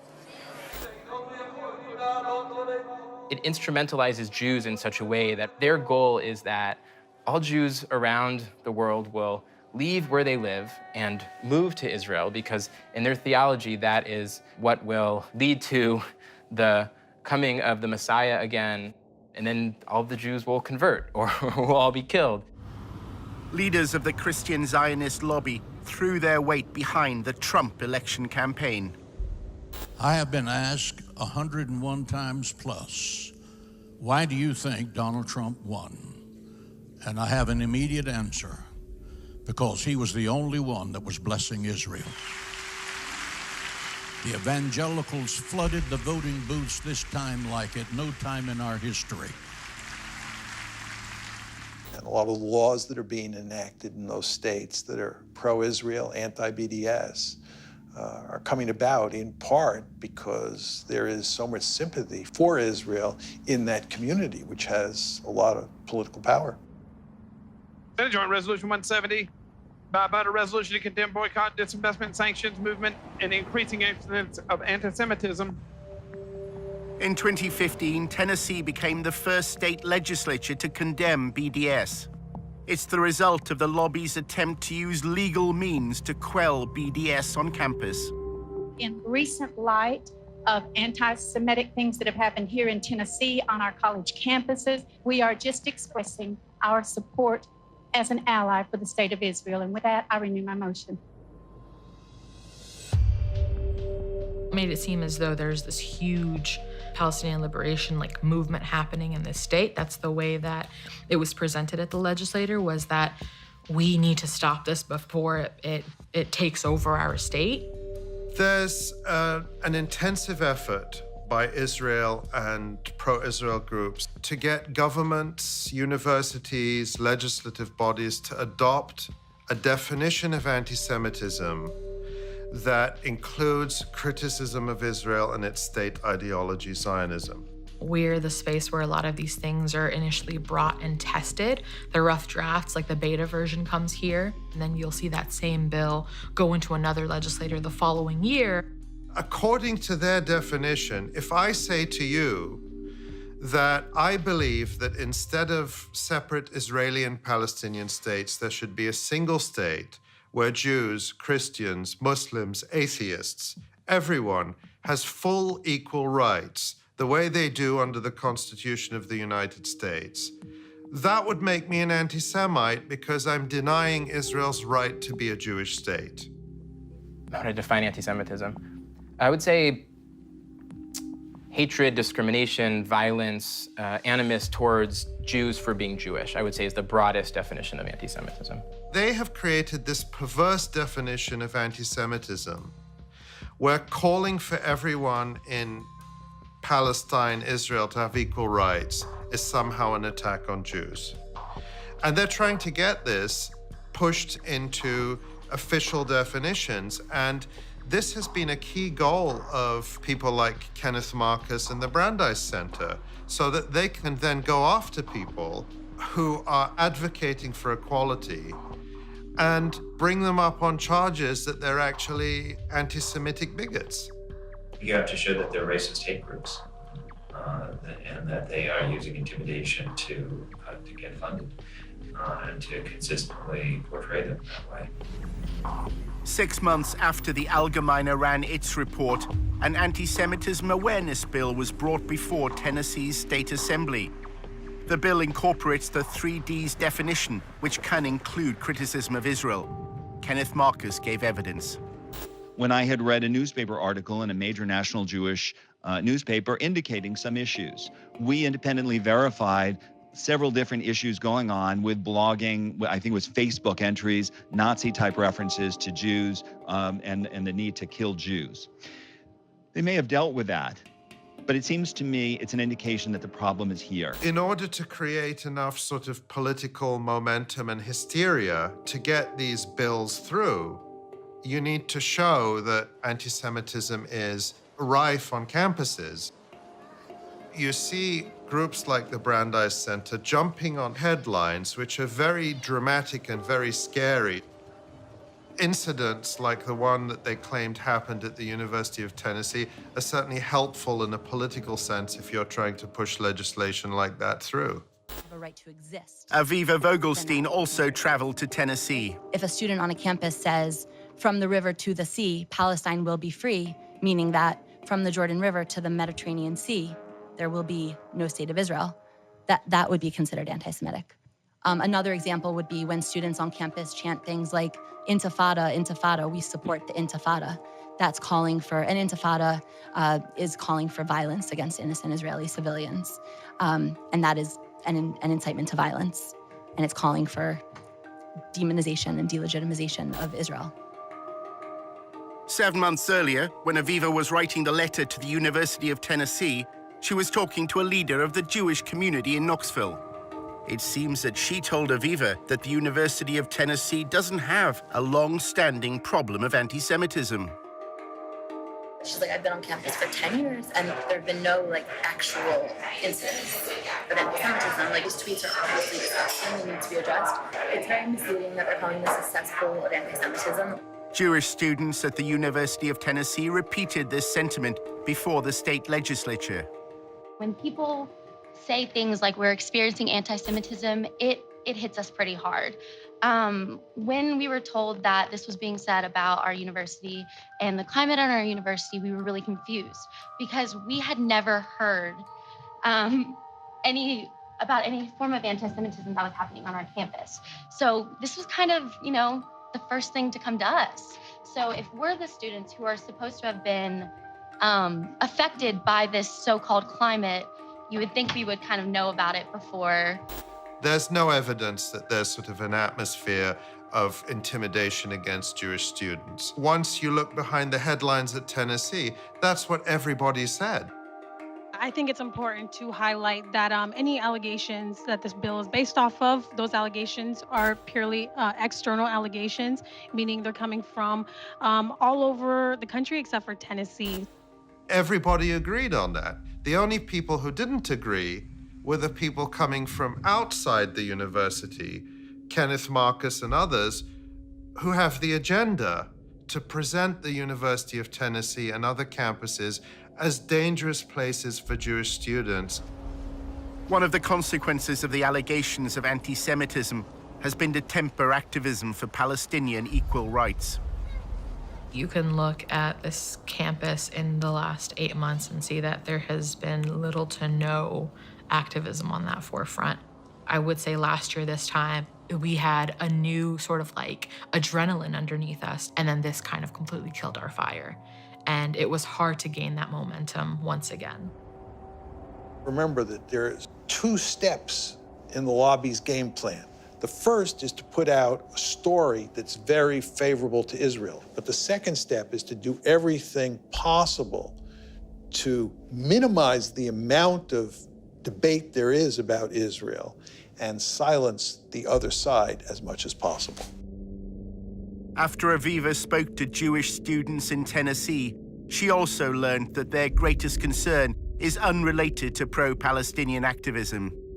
BDS is not a real movement on the campus. Students for Justice in Palestine, which has like a large following nationwide, has like very few active student members. We mostly only have problems with Christians trying to proselytize the Jewish students, because in the South, everyone is so like, it's like all evangelical. I find it incredibly troubling that at a time when we see a rise in real broad daylight anti-Semitism in the United States, there are those who claim, oh yeah, we're trying to stop anti-Semitism, but what they're actually trying to do is stop advocacy for Palestinian human rights. A short time later, the Allgemeine contacted Tony once more to discuss his proposed mission to work undercover at a BDS event. The editor explained what they wanted. One of the projects that we've been looking to do for quite a while is to try and infiltrate some of these groups, get undercover and discover what they're about from the inside. You explain the war, it's a hostile environment and there's some risk involved. The goal would really be to uncover any evidence of not just bias, but, you know, real bigotry, the correlation between the BDS movement and hatred of Jews. Tony is given a list of persons of interest. They're all on the Canary Mission website. Go to canarymission.org. Have you heard of Canary Mission? A little bit. Could you tell me about it? People who hate it, the people who are being targeted by it, call it a blacklist. You have names here that show up on this database. Students and professors, faculty, speakers, organizations that have ties to terrorism, outright ties to terrorism, or terrorists who have called for the destruction of the Jewish state. Despite running Canary Mission's Tennessee expose, the Allgemeine staff say Canary's identity is still a mystery. It's an anonymous site. Nobody has any idea who's actually running this thing, and people have tried and looked into it.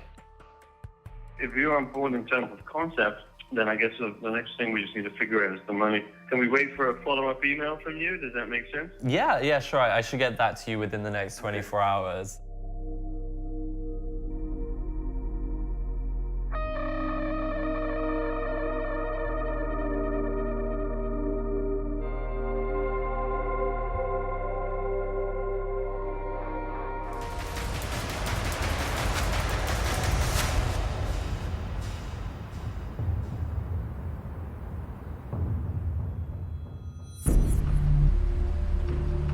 During his summer in Washington, Tony investigated how the lobby is responding to the growing support for BDS among students.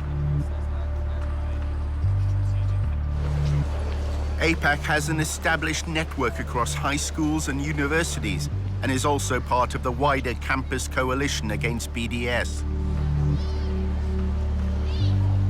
I work with the DC school, so I can connect you to Georgetown, GW, American.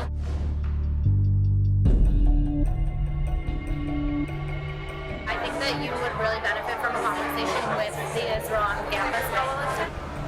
They also coordinate a lot between organizations. So like APAC, we focus on political. We have one very specific, very effective angle for combating BDS, but the ICC pools resources from all of the campus organizations so that like they're tapped in on all angles.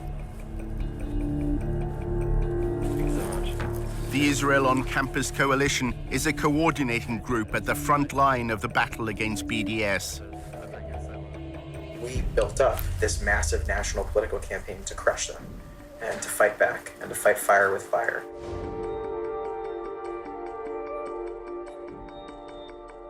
What we saw was a growing global movement to destroy Israel that was manifesting on American college campuses. It makes sense that they would try to poison the next generation. The one thing every member of Congress and president and ambassador and newspaper editor has in common is, by and large, they spent a little bit of time on a college campus, and probably those were formative years. The Israel on Campus Coalition is at the center of the lobby's response to BDS. There are about 100, maybe 120 now professionals that are working for a dozen national ICC partner organizations like APAC and Hasbara Fellowships and Stand With Us and Hillel and Chabad and API. Stand With Us and the ICC have a particularly close relationship.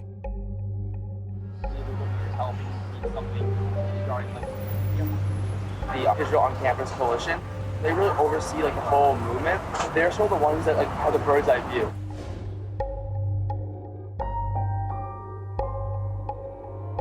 Let's just say like next week, a BDS resolution comes to campus. So the ICC will be the ones, they'll organize a conference call with all the partners. So they might say, okay, stand with us, we need a little bit more of your help because we need something regarding like what's in the BDS resolution. The campus newspaper wants us to write like an op-ed. Can you guys help like the op-ed? So they'll sort of be the ones and they'll sort of be overseeing it. One of Tony's fellow researchers at the Israel Project had also worked with Stand With Us. One evening, Amanda told him how the work she'd been asked to do often made her feel uneasy. And stuff we produced, I felt was like dated.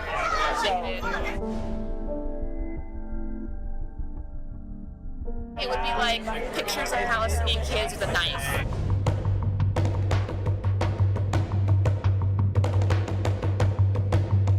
Those videos of like kids gonna like stab people and like we need to put this on Facebook and then probably make memes like and do like graphics about like that.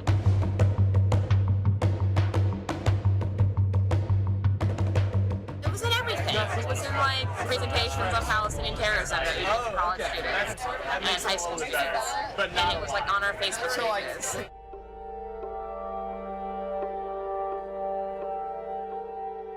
It's embarrassed to be associated with it. You told me about that guy who was like telling you to like use racist, like use. Yeah. Were they going to universities and using that kind of language? Or? Yeah, universities, articles, Facebook, everything.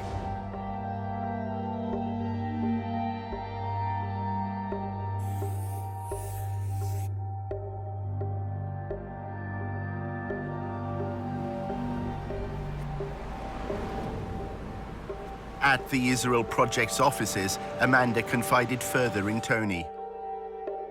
Her boss at Stand With Us instructed her to call BDS a racist hate group as often as possible, she said, because it polls well. Stand With Us also had what she described as a covert group which would slander people as anti-Semites. It made her feel uncomfortable. Amanda recalled how Stand With Us was involved at her university. Students who criticized Israel's treatment of Palestinians were routinely accused of anti-Semitism. The pro-Israel side would say things like, it's anti-Semitic. Say things like, why are they targeting Israel and not other Arab countries? You know, like, look at all this bad stuff happening to other places. And you know, and Israel is like a democracy. Like they would just say all this stuff that was like so irrelevant. Do you think that there have been well-intentioned activists on American campuses who have found themselves in very difficult situations because these pro-Israel groups have tarnished them as anti-Semites? Oh, absolutely.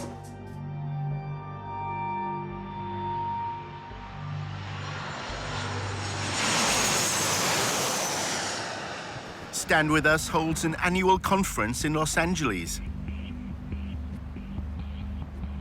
Its focus is on how to fight the BDS movement. To reveal the true nature of BDS, a venomous, deceitful, anti-peace, anti-coexistence movement that will settle for nothing short of the annihilation of the Jewish state. Jacob Bain from the Israel on Campus Coalition linked BDS to the rise in anti-Semitic hate crimes in America. Anti-Semitism is increasing in general, right? In the same way that we're seeing anti-Semitism increase in the community, we're seeing these awful, terrifying desecrations of Jewish cemeteries. Campus is no exception. At a social event held by a pro-Israel advocacy group, Tony finds out more about Stand With Us. Many here are recent graduates with backgrounds in student politics. I was the chief of staff for my friend who was our student senator.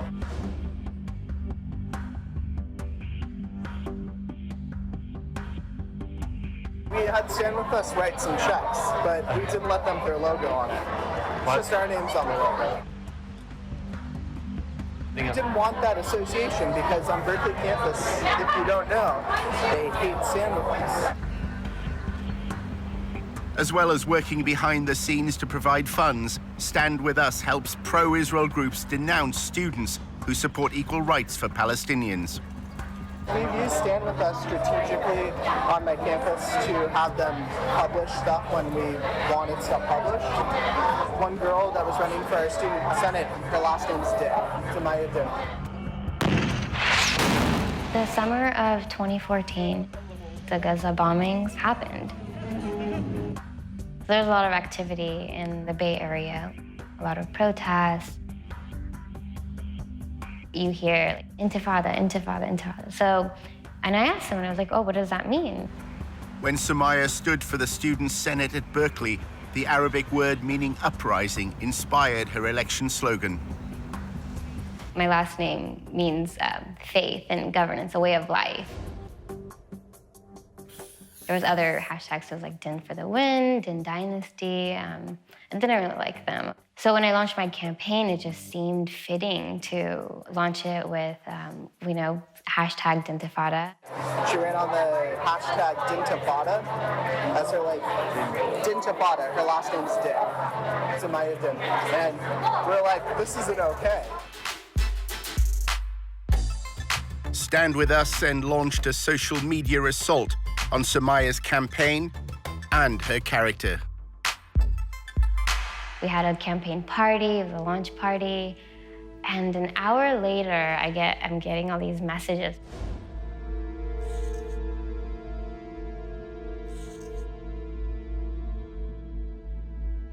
We had Stand With Us attack this girl in an article, at least on their Facebook, right? They shared the screenshots and stuff and talked about, like, this isn't okay.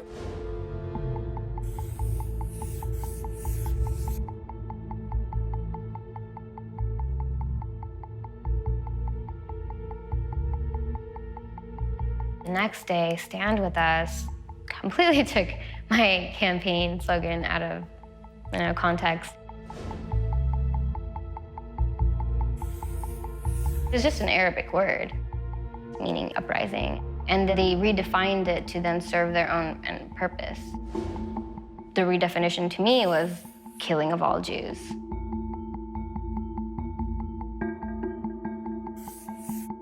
Samaya received a barrage of abuse on social media.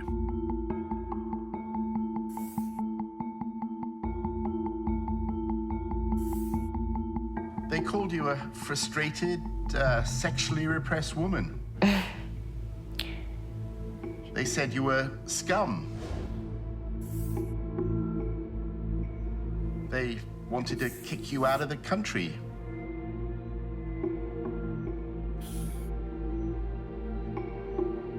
How hard was all that to deal with? Yeah, I distanced myself from that. I would go out and I would be walking on campus. Everyone would be looking at me.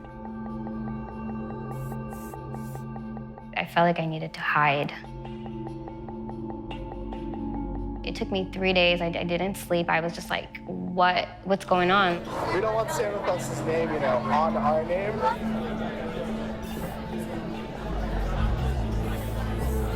They have all sorts of followers, and some of those people are a little crazy.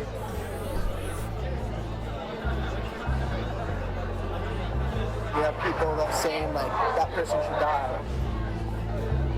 This girl was getting death threats. People are like, she's a terrorist, blah, blah, blah.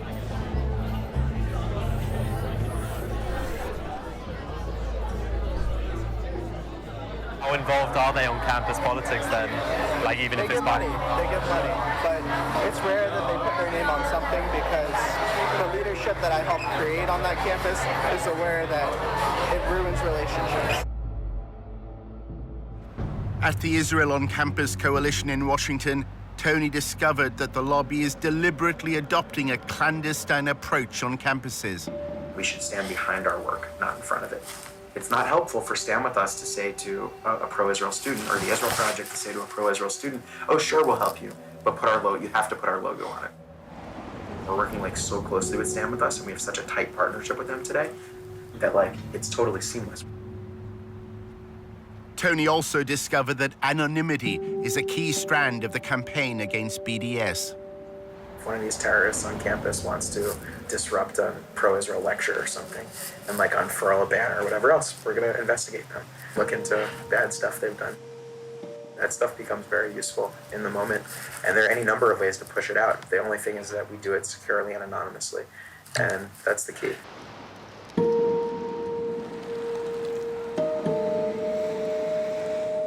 It was a Sunday. I was in the kitchen. My partner was in the living room with my daughter.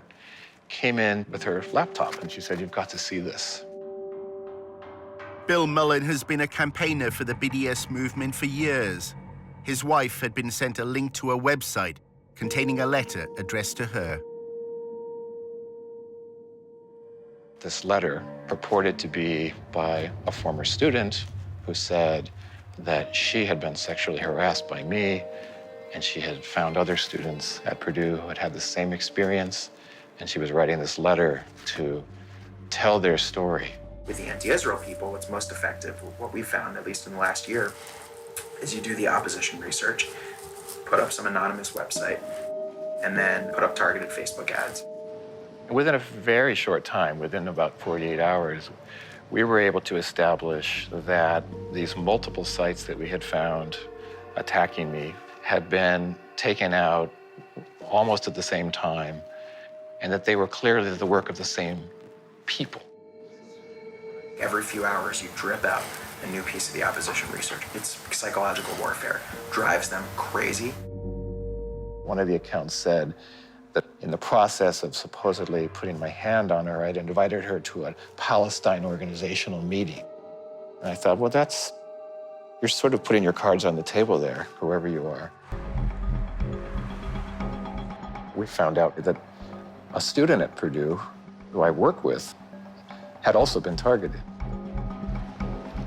A former activist with Students for Justice in Palestine agreed to speak only with her face concealed.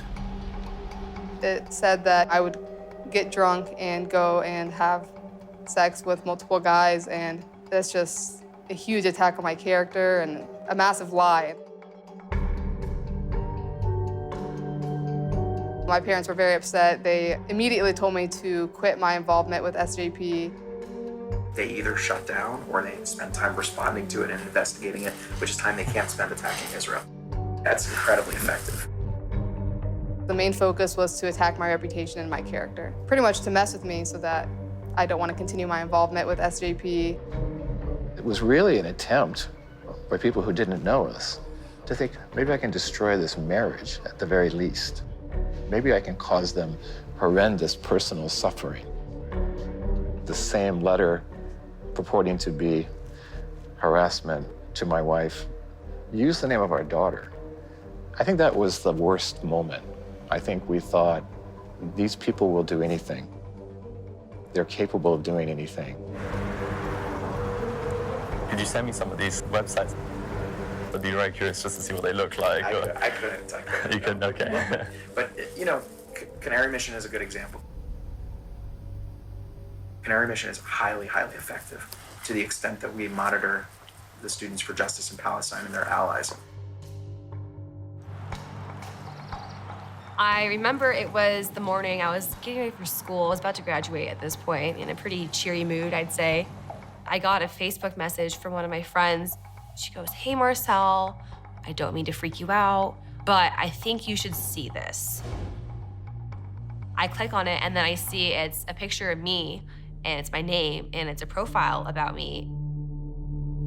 When I saw that this was a website dedicated to taking down pro-BDS activists and painting us all as terrorists and anti-Semitic, it was chaos. It was chaos in my mind. What are people gonna think when they look at my name on Google? Are they gonna think I'm a terrorist? Are they gonna think I don't like Jewish people? They're picking out individuals who they think are critical of Israel, and they're smearing them.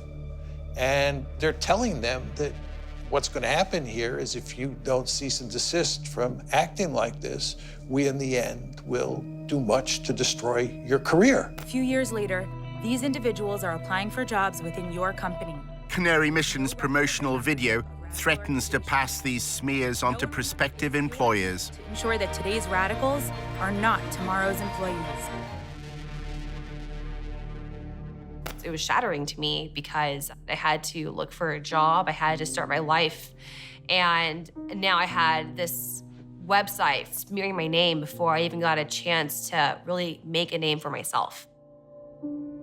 Somebody did contact my employer and ask for me to be fired based on my pro-Palestine activism. They said that, you know, if they continued to employ me, that their values are anti-Semitic. It can be really scary at first. I was mostly harassed via Twitter. They were tweeting me like every 2 or 3 days. They take screenshots, even way back to my Facebook pictures that don't even look like me anymore. Just digging and digging through my online presence. They're terrified of Canary Mission, and it's about time. We had always been afraid of ending up on there. It was like very personal. They see us as such a threat that they have to kind of twist and turn and delve into our personal lives. As if they were trying to scare us into stopping our work. Their Twitter campaign is relentless.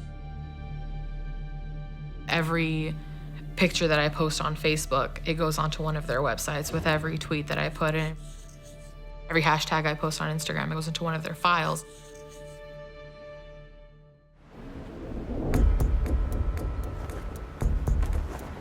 The research operation is very high tech.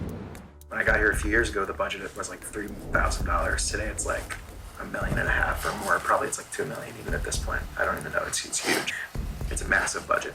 We've got major political consulting firms on retainer that are here all the time. We have our own opposition researchers. We have a lot of communications capabilities, and what's most interesting about it, I think, is that 90% of the people who pay attention to this space very closely have no idea what we're actually doing, which I like. Caffeinated, yeah, I tried it, yeah.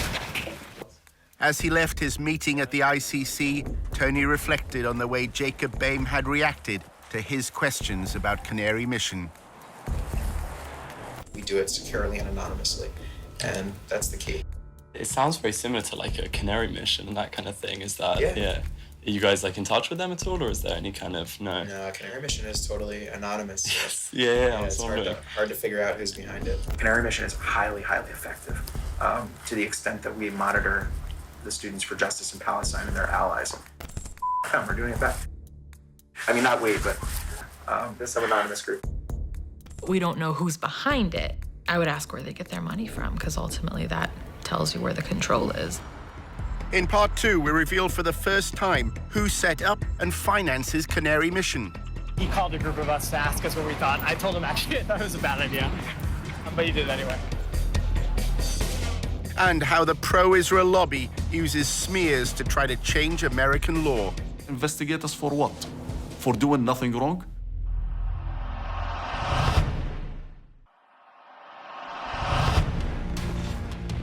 In part 1, how anonymous websites smear supporters of the BDS movement. Use the name of our daughter. They're capable of doing anything. It's psychological warfare. Drives them crazy. Not saying partnership, but I think it's not serious. Our undercover reporter, Tony, is having a coffee with Eric, his boss at the Israel Project.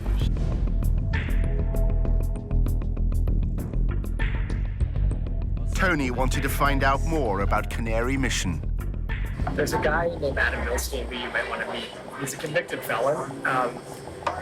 That's a bad way to describe him. He's a real estate mogul.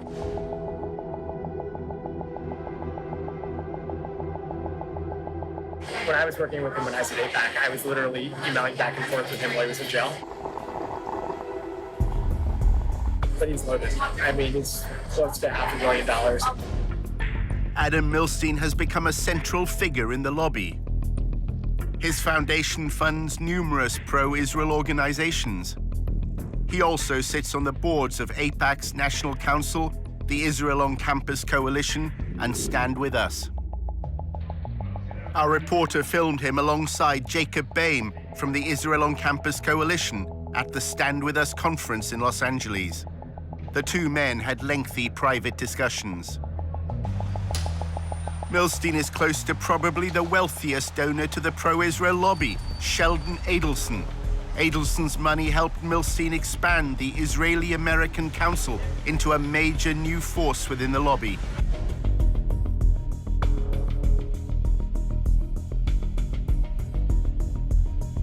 Adelson arrived at the 2016 IAC conference with Rudy Giuliani, now an advisor to President Trump. An IAC video from the conference shows Milstein and Adelson discussing their partnership. You said you see the vision and you tell us, go and do it. And we took your orders and we made it happen. And we took your money. There's somebody else around that can give you $50 million? No, there's no... Sheldon. Eric is wary of Adelson's relationship with the U.S. president. He's really impulsive. If he gets a call from, Donald Trump, comes to get all the pro-Israel organizations to start helping us. He starts twisting their arms and putting pressure on them. Like, I give you $1 million. You better start putting out TV ads. That's not our goal. It's not our mission. Tony attended the Israeli-American Council's annual conference. At a party, he spotted the IAC's chairman, Adam Milstein. It's very important that we're proud Jews. We're not, I was born Jews, but I'm really not Jew, and I'm not Jew. I'm proud Jew. We're proud about our history. We have strong connection to the land of Israel. So this Israeli identity is now all over the world. I'm Tony. I'm in the Israel Project with Eric Gallagher. Milstein told Tony how critics of Israel should be handled. First of all, investigate who they are. What's their agenda? They're picking on the Jews because it's easy, because it's popular. We need to expose what they really are. And we need to expose the fact that they're anti-everything we believe in. And we need to put them on the run. Right now, they can do whatever they like, terrorize us, and we are... How do we put them on the run, though? Doing it by exposing who they are, what they are, the fact that they're racist, the fact that they're bigoted, that they're anti-democracy.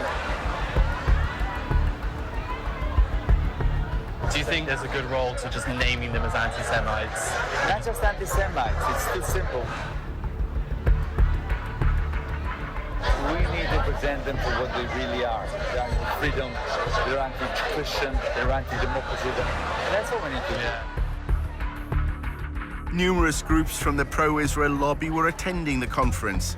An Israeli official gave them a message to pass on to BDS supporters in America. Everybody out there who has to do anything with BDS should ask himself twice, do I want to be on this side or do I want to be on the other side? If I'm submitting to BDS, what would be the effect?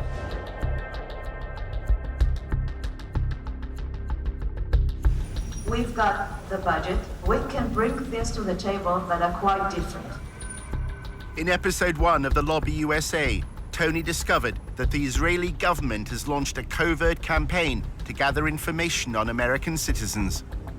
We have 3 different sub-campaigns: data gathering, working on activist organization, money trail.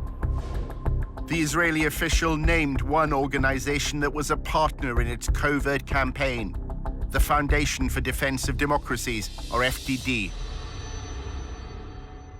This is something that only a country with its resources can do the best. We have FDD, we have others working on this. She names the Foundation for the Defense of Democracy as an agent for this foreign government going after American citizens. I mean, that quote is a smoking gun. Yeah. Sorry, are you Jonathan? Hey, I'm Tony. Hi. I met up with Benny Weinstein. Jonathan Schanzer works for the FDD. He produces research on the financing of armed groups. Yeah, I'm very interested in getting involved in like BDS activity and stuff like that. Hopefully anti-BDS. If you had on tape a senior Russian or Iranian or even Canadian official saying that they were running covert operations to spy on Americans and using an organization like the Foundation for Defense of Democracies as a front group, I think it would be a bombshell. Schanzer was invited to talk at the training workshops that Tony attended. Think tanks are the folks that used to work in government, have PhDs, and decided not to become professors. In the Middle Eastern Studies field, academics have failed, and that's why people like me are considered useful, at least to some. To call it the Foundation for the Defense of Democracies is a misnomer. It's the Foundation for the Defense of Israel. When you strip away all the layers of the onion and you look at what you really have, what you have is a foundation that is dedicated to one goal, and that is defending Israel at every turn. The FDD's mission has been to associate students who support BDS through links to charities and pressure groups, ultimately to Hamas, which governs the besieged territory of Gaza.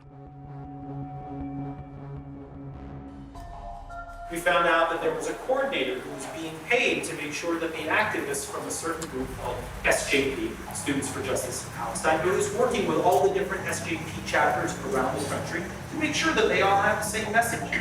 So we said, wait a minute, who are these people?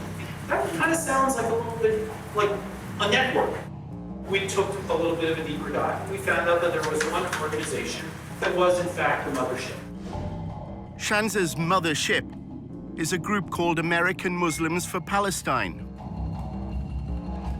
Here's the remarkable thing, is that this organization has employees that used to work for Hamas charities here in the United States.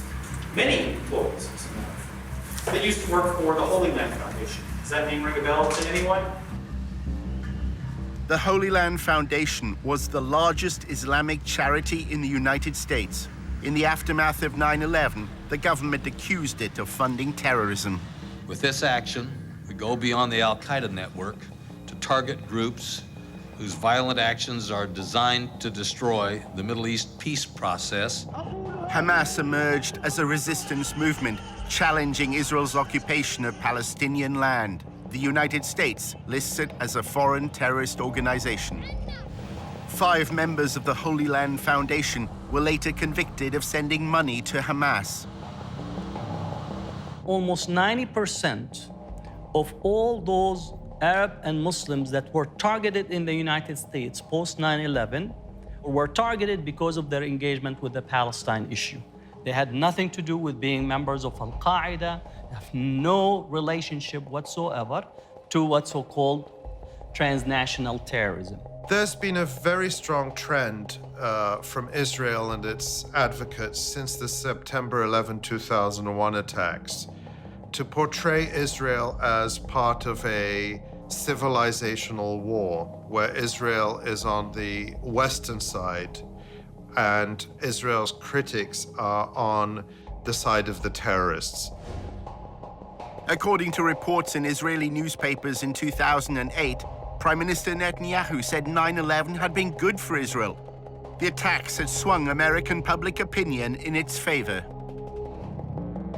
It's not surprising one of the largest cases that we had in this country was the shutting down of the Holy Land Foundation. If you look at all those that were targeted in relations to the Palestine-Israel conflict and their engagement politically. Turns out there are 3 individuals currently working for what we'll call a mothership that used to work for the Holy Land Foundation. 3 former volunteers at the Holy Land Foundation are now involved with American Muslims for Palestine. None of these individuals has been accused of any wrongdoing in the United States. So I'm thinking, okay, terror financiers.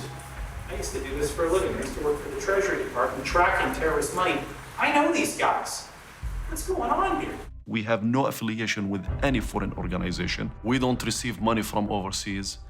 And this mothership organization is a very small organization. But the pro-Israel advocacy class heard another message. It was that the primary driver of the BDS movement in America is all populated by people who are former Hamas charity employees.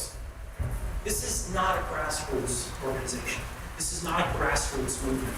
It is being coordinated by very bad people, and it needs to be made known. Think tanks like the FDD play an important role for Israel in the media. Their selective use of evidence is often presented as legitimate academic research. They try to educate people to understand that Israel is effectively a Western liberal democracy in the sea of terrorist states, which is the Arab world. The other goal is to intimidate and to smear people. Shanzer is invited by pro-Israel congressmen to provide evidence before subcommittees on terrorism in the Middle East.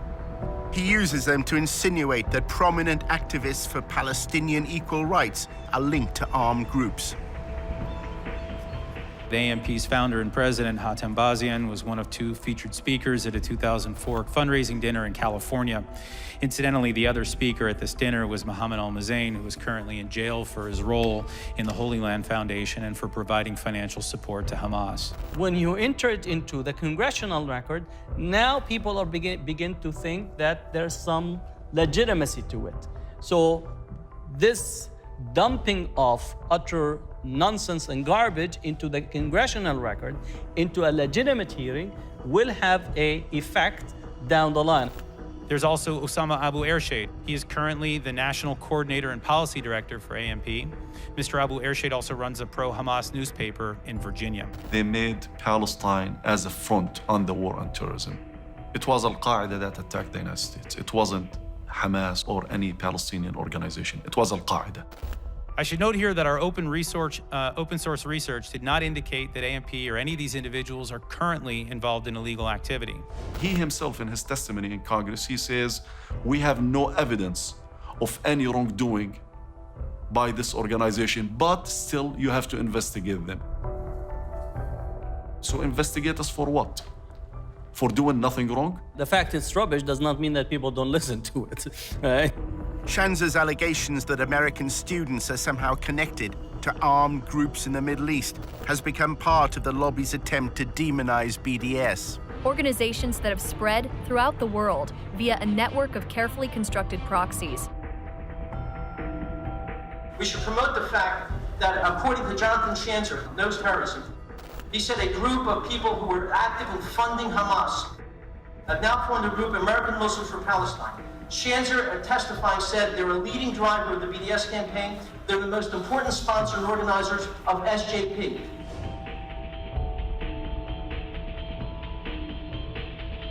We have to make it clear in every way possible that they are being funded and trained by vicious lovers of Hamas.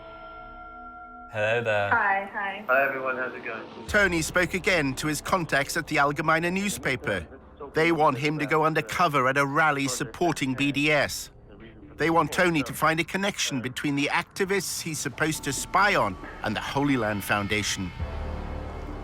There's a long history of crimes associated with the BDS movement that have been judged as such by US courts.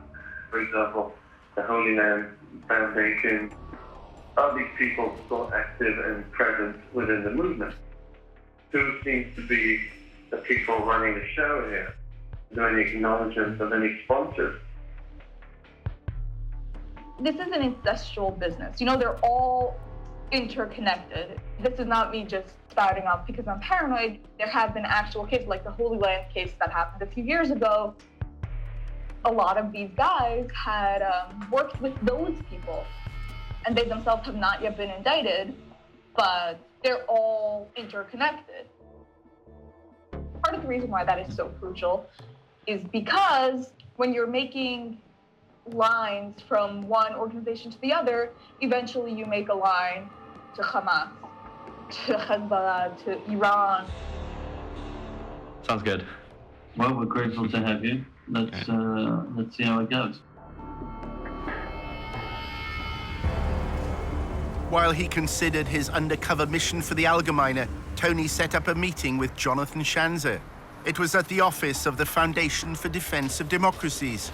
Hey, how are you? I'm good. Good to see you. You too. At their earlier meeting, Schanzer had stressed the importance of links that connected students who support BDS to the Holy Land Foundation and then Hamas. Now he was more downbeat. The lobby is apparently failing in its attempts to discredit the movement. BDS has taken everybody's surprise. It's come up, behind everyone's back and bit them on the ass. Yeah, that's a complete mess. I can tell you that I don't think anybody's doing a good job. We're not even doing a good job. We did some good research, but we haven't figured out how to do anything with it. Schanzer is unhappy that his alleged links between Students for Justice in Palestine and Hamas have not been publicized more widely. The stuff that I shared with your group, our hope was to really, make this something that people could sink their teeth into, but no one has turned it into, no one's weaponized it, is probably the best way of describing it.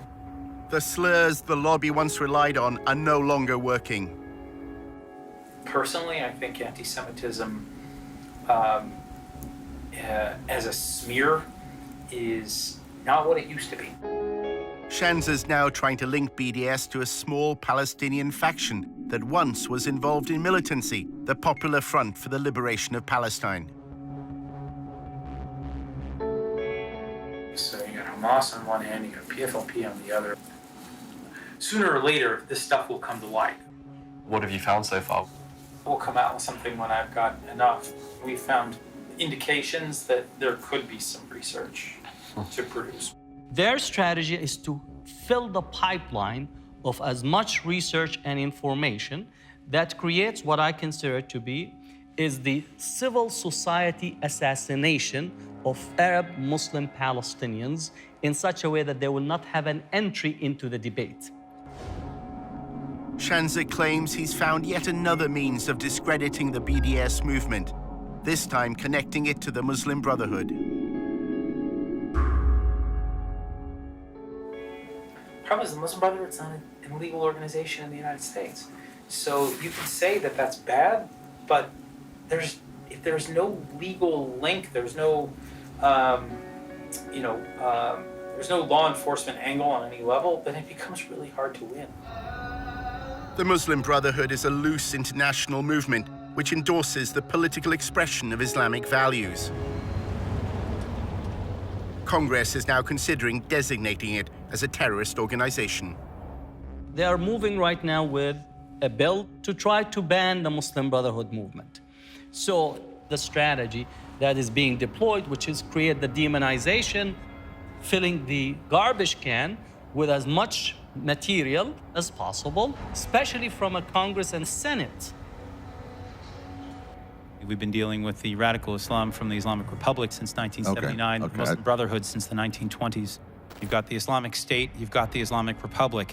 Their hatred for Israel, their Islamist ideology is what really motivates the terrorism that they carry out. You have to attack their weaknesses better than they attack your weaknesses. That's war. Why they're doing this? Why they're going after our organizations? It's always connected to the issue of Palestine. They always try to connect us, to connect dots that they don't exist. Terrorism is a very effective word. And what a lot of people in the lobby try to do is describe pro-Arab or pro-Palestinian groups as terrorist groups. There's no doubt that when you employ the tactic of identifying Muslim or Arab or Palestinian groups as terrorist organizations, that you're promoting Islamophobia.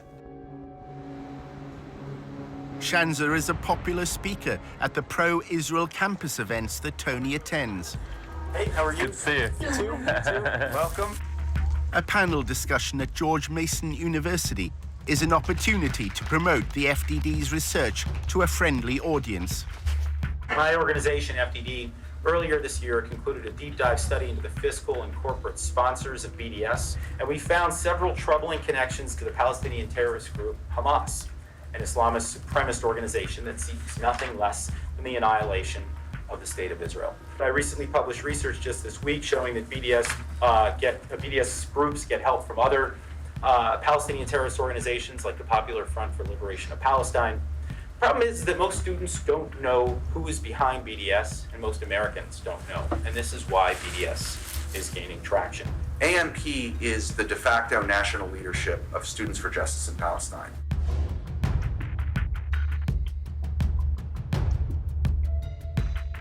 There is an actual direct connection between the people who are involved in raising money for Hamas and people who are involved in BDS activism on American campuses today.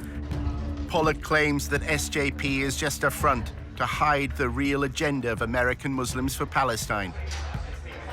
You'll notice their name is Students for Justice in Palestine. You don't hear the word Islamic, you don't hear the word Muslim in that name, and you hear the word justice, which is kind of a buzzword on campuses today. Everyone's for justice, right? You're not for injustice. The crowd that's kind of behind the scenes is actually a very Islamic radical cause. And if you actually get into the weeds on SJP, they've aligned with groups that are for not just the destruction of Israel, the destruction of America. That's a narrative that suits Israel because it takes the pressure off Israel to actually end what it's doing to Palestinians. But it's an incredibly dangerous narrative for the whole world, and I think we're all paying the price of it. Pollock even accuses Jewish supporters of BDS of being in league with Hamas. Which is Jewish Voice for Peace, or as I call it, Jewish Voice for Hamas. It'd be like having a group called African Americans for Slavery. It's crazy, right? A lot of the JVP people are not Jewish. They've had a real problem of people basically pretending to be Jews because the anti-Israel activism it's a little more sexy. You're here speaking with a rabbi. I work for Jewish Voice for Peace. We're a Jewish organization. Again, I think that's another kind of absurd claim. When you talk about SJP and when you talk about BDS, you talk about them as a hate group, as a movement that absolutely endorses violence against civilians, not military conflict, but violence against civilians, AKA terrorism. You discredit the messenger as a way of discrediting the message. Tony's boss, Eric, was also at the event. He's old friends with Noah Pollock. I want to hire Tony at the Israel project. Tony's another troublemaker from the UK. Yeah. He's a good guy. Noah's the best. As Tony left the event with Eric, the conversation turned to smearing BDS supporters. Eric said wealthy pro-Israel donors now have the freedom to fight Israel's critics however they want. In this country, you have these billionaire types who are starting to realize, oh wow, I don't need to participate in the Republican or Democratic parties. I could build my own apparatus and have influence from Los Angeles or Detroit. And Al Milstein's one of those guys. And he funds the Israel Project. He does a lot of great work. Eric then made a remarkable claim when Tony asked about Canary Mission. Who are the people involved with them? It's him. That's him. Adam Milstein. Yeah, I don't know who he hired to oversee it. Adam Milstein. He's the guy who runs it. We need to expose the fact that they're anti everything we believe in. We need to put them on the run. So Adam Milstein, he funds the Israel Project and he's funding the Canary Mission website. Yeah, which is interesting because it makes it seem as though we're a part of it, but we're not. Actually, I was involved with the effort to start it with the name and shame. He called a group of us to ask us what we thought. I told him actually I thought it was a bad idea, but he did it anyway. They've lost the political argument. They can now do nothing but resort to personal smears against us. They can't engage us in discussions of the occupation. They can't defend apartheid. They can't defend the bombings in Gaza, but they can try to destroy our lives. Kind of really desperate and pathetic almost, you know, going after students, trying to compromise their futures because they're trying to fight for social justice. I know a guy actually is working with Adam on all sorts of digital spying. There's a group of like anonymous people who have a very sophisticated digital strategy for exposing these people and making sure the stuff stays with them. There's no one on their side doing it, so you don't have to worry about your reputation.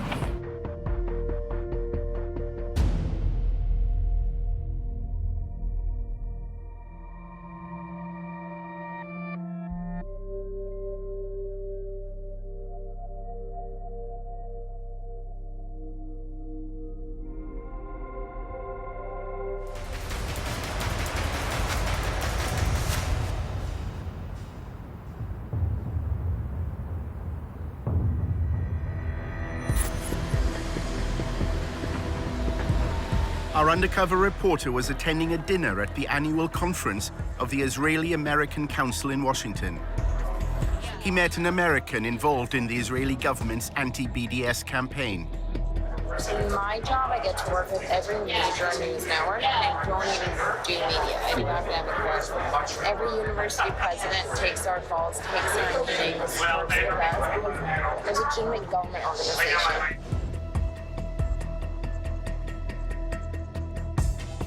The discussion was dominated by the boycott, divestment, and sanctions movement. There's so many organizations focused on BDS, but for the most part, when it comes to BDS, we're very behind the scenes. I'm meeting with university presidents, faculty, students, but what they're doing is building relationships with local politicians, making sure that politicians know to turn to them when Israel-sensitive things come to the table. The three-day conference brings together the constellation of pro-Israel lobby groups in the US. On the surface, things seem to be looking good for Israel. Israel's booming. It's the startup nation. More venture capital is going into Israel today than at any other time in history. So why don't we just calm down, realize that BDS is worthless, it's losing, and ignore it.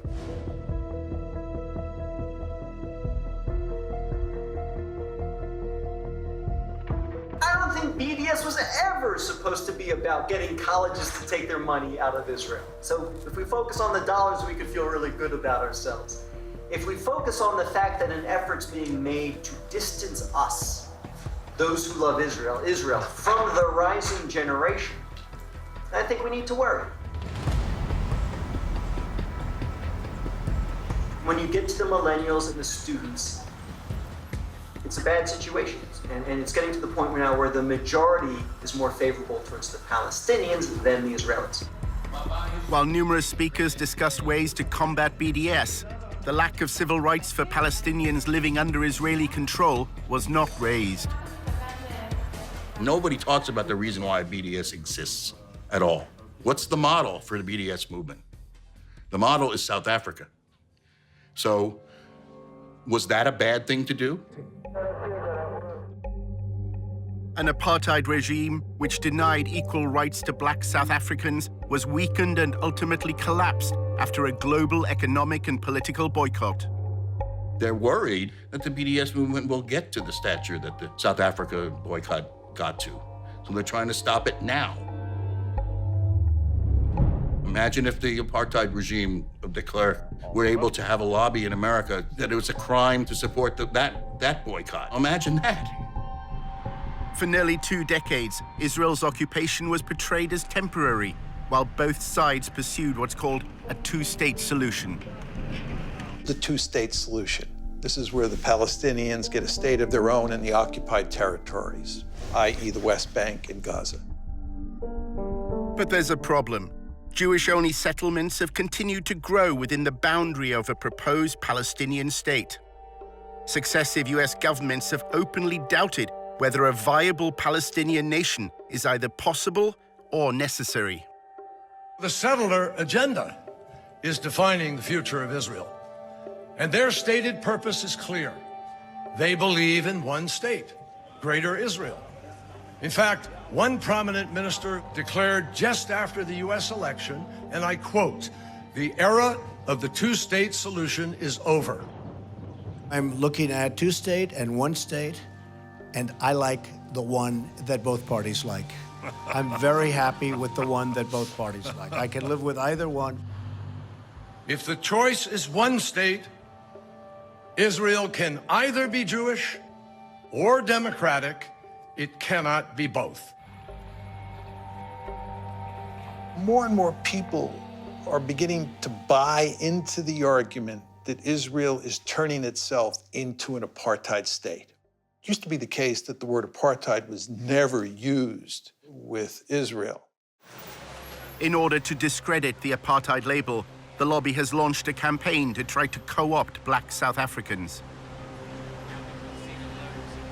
Black South Africans who were apartheid activists, who were brought to Israel, saw the reality, came home angry at BDS. They felt lied to. They felt that someone had tried to steal their narrative.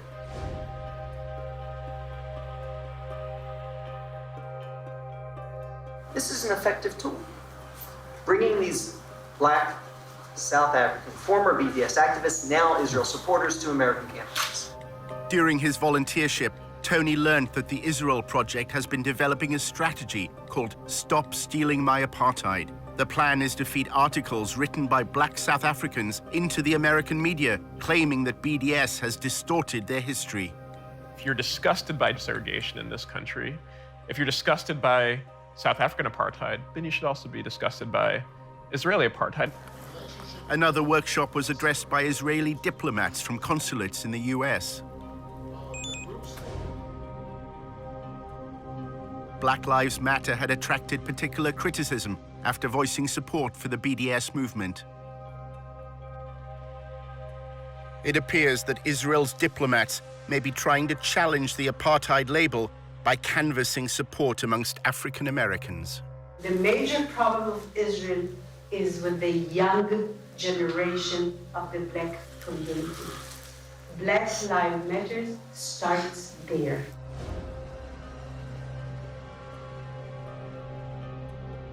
I had last week a dinner, sit-down dinner at my house with 40 people, which are considered the leadership of the black community, and the very important people. They can be part of our doing an activity. Pro-Israel groups are trying to cultivate a new generation of black leaders that is pro-Israel by bringing them to AIPAC conferences on all expenses paid trips, by taking them on delegations to Israel. They're doing that because they're afraid of BDS and they're afraid of Black Lives Matter, which is this new struggle for black freedom that also sees black freedom as situated in a larger context. In 2014, Israel launched a siege of Gaza. In the same summer, police in Ferguson killed Mike Brown, and Ferguson rose up. And on the news at night, there would be both the latest out of Gaza and the latest out of Ferguson. There was solidarity that was expressed online with the Ferguson uprising. There were Palestinians who took to Twitter to cheer on the rebels of Ferguson and explain how to deal with tear gas.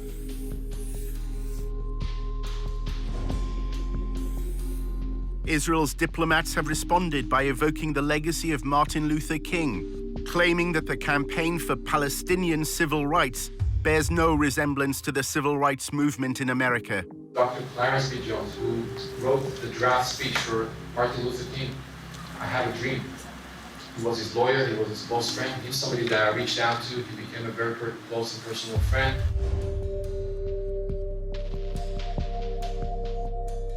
Because of that relationship, he published 3 articles in the Huffington Post explaining why their agenda was hijacked.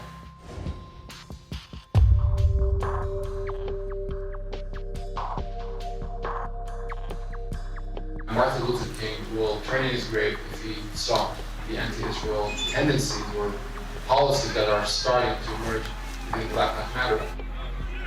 There's something on one hand laughable about it, but there's something also really insidious about this. You're using the credibility of a freedom struggle to try to oppose another freedom struggle. And I think that that's appalling.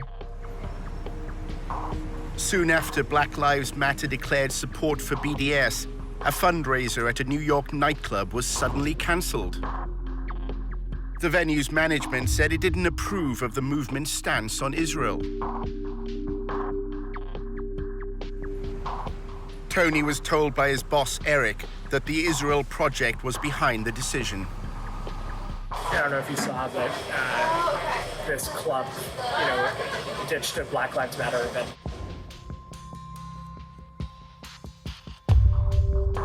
One of our donors, we just put in a call to him and then he put in a call to the police.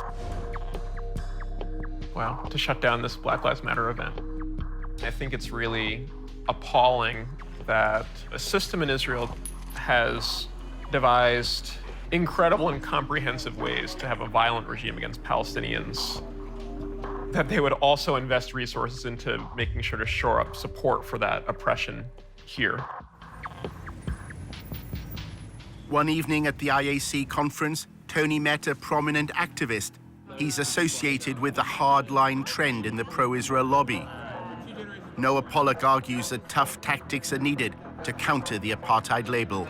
The activism has to be very provocative and attention-getting and just total no given. We're going to be more pro-Israel than you can even imagine. Just to provoke everyone.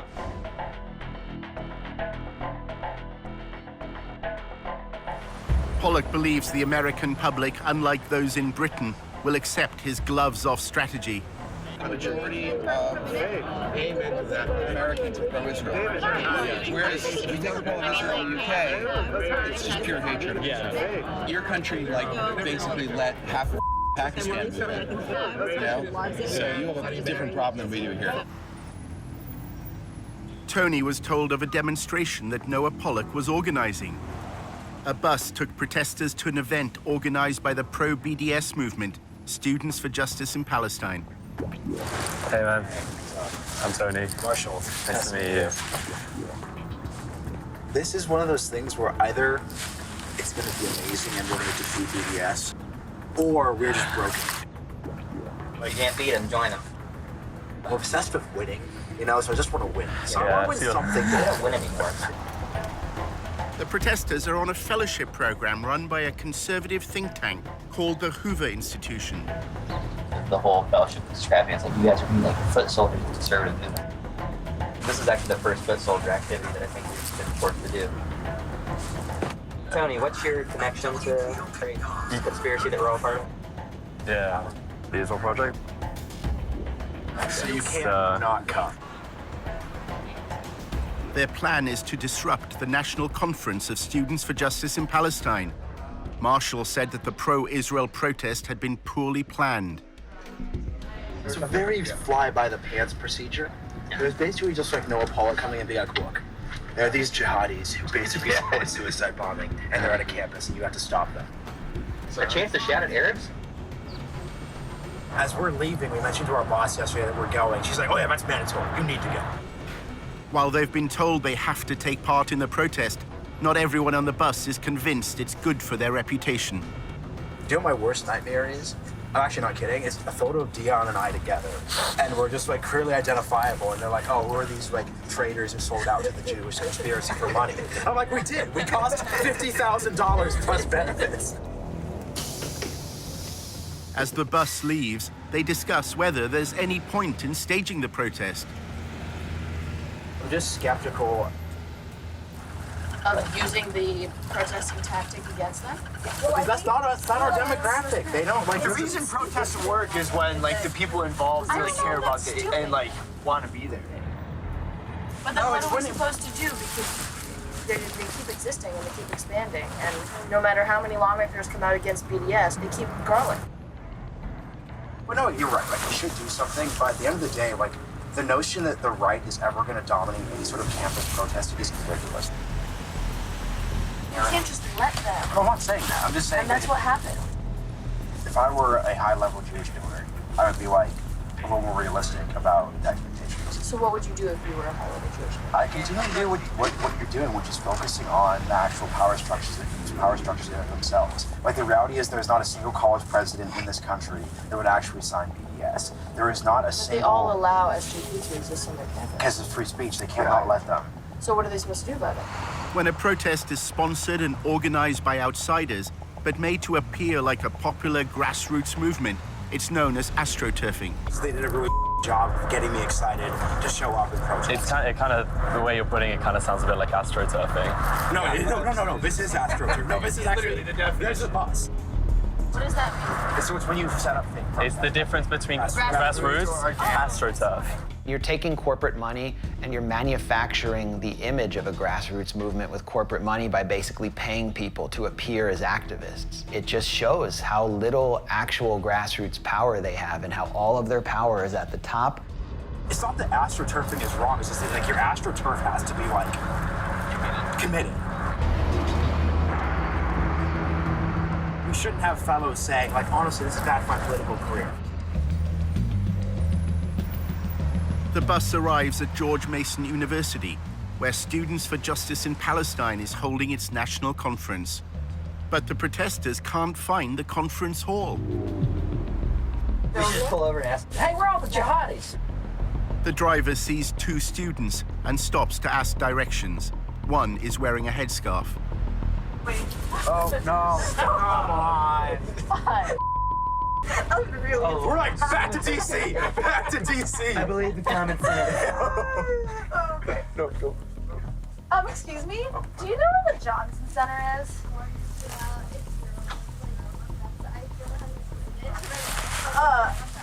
Okay, just like go back down this. Okay, thank you. That was problematic.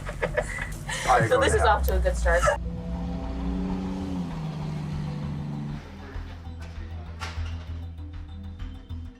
Students for Justice in Palestine really is a student-led type of organization focused around promoting the BDS cause. We have workshops on how to run a divestment campaign, finding intersections on campus, building alliances. Right now, Palestine has been essentially normalized on campuses. The bus finally arrives. Jen.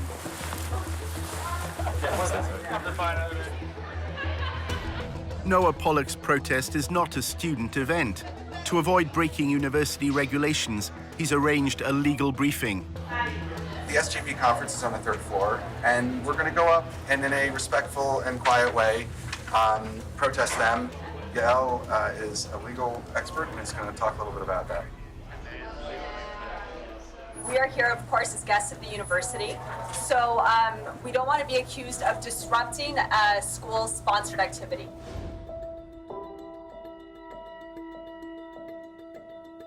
It is against the law to use abusive or violent language, so we're going to use peaceful, good language. If we see that they're doing anything that is bad behavior, don't engage, remain calm. If you do happen to speak with any reporters, just stay on message. And what is that message? SJP is a hate group.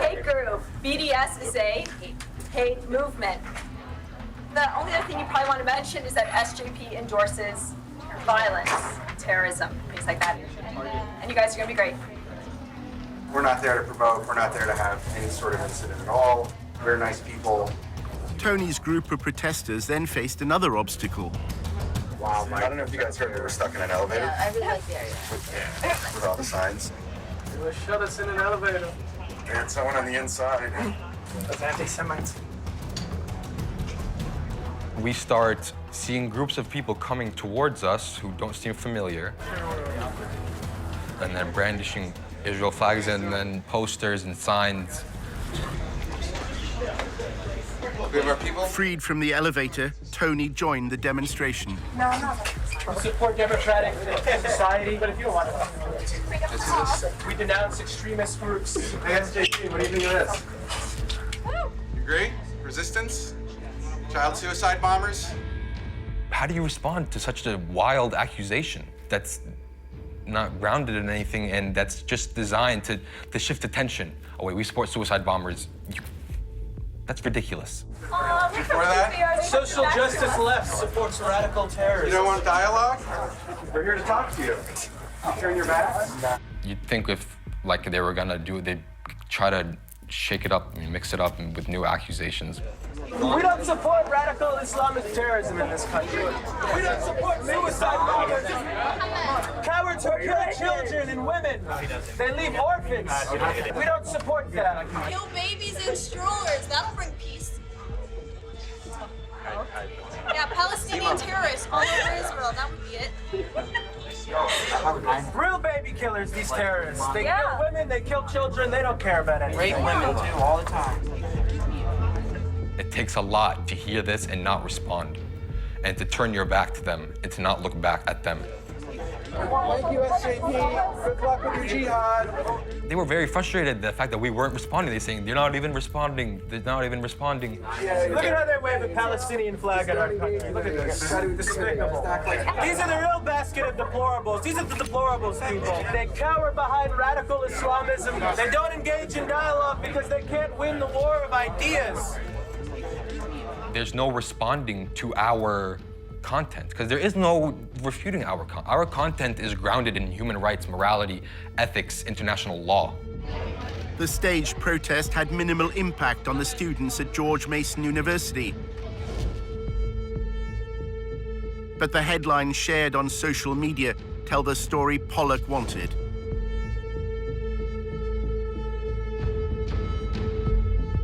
Yeah, let's head back to headquarters for debriefing and cocktails.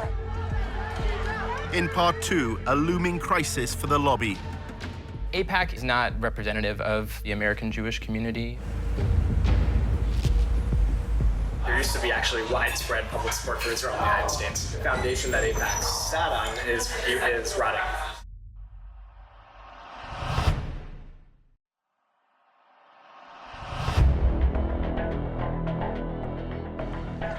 In part 1, how support for Israel is falling amongst the young. It's a bad situation. The majority is more favorable towards the Palestinians than the Israelis.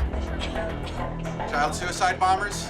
And the lobby support on campus isn't always what it seems. Who are these like traitors who sold out to the Jewish conspiracy for money? I'm like, we did. We cost $50,000 plus benefits.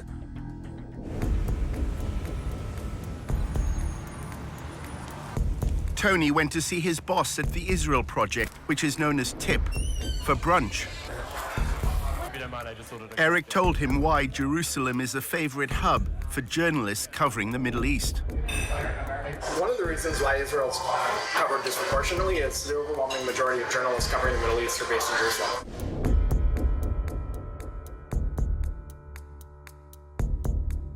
Jerusalem is a place where, after your 4 o'clock deadline, you can get drunk at a bar and meet people that... TIP is laying the groundwork in the media for a future war between Israel and Hezbollah. We're preparing for the worst case scenario. If it happens, we have to be ready, because that war will be won and lost, the court of public opinion, not on the battlefield. Journalists based in Jerusalem would likely cover that war. The Israel Project has an office there. We have an enormous interest in affecting the people who are on the ground there, and that's what they do. They build relationships with people who give them information that they can then feed to journalists who we're building relationships with. And so Lure is a staff of about like 20 people.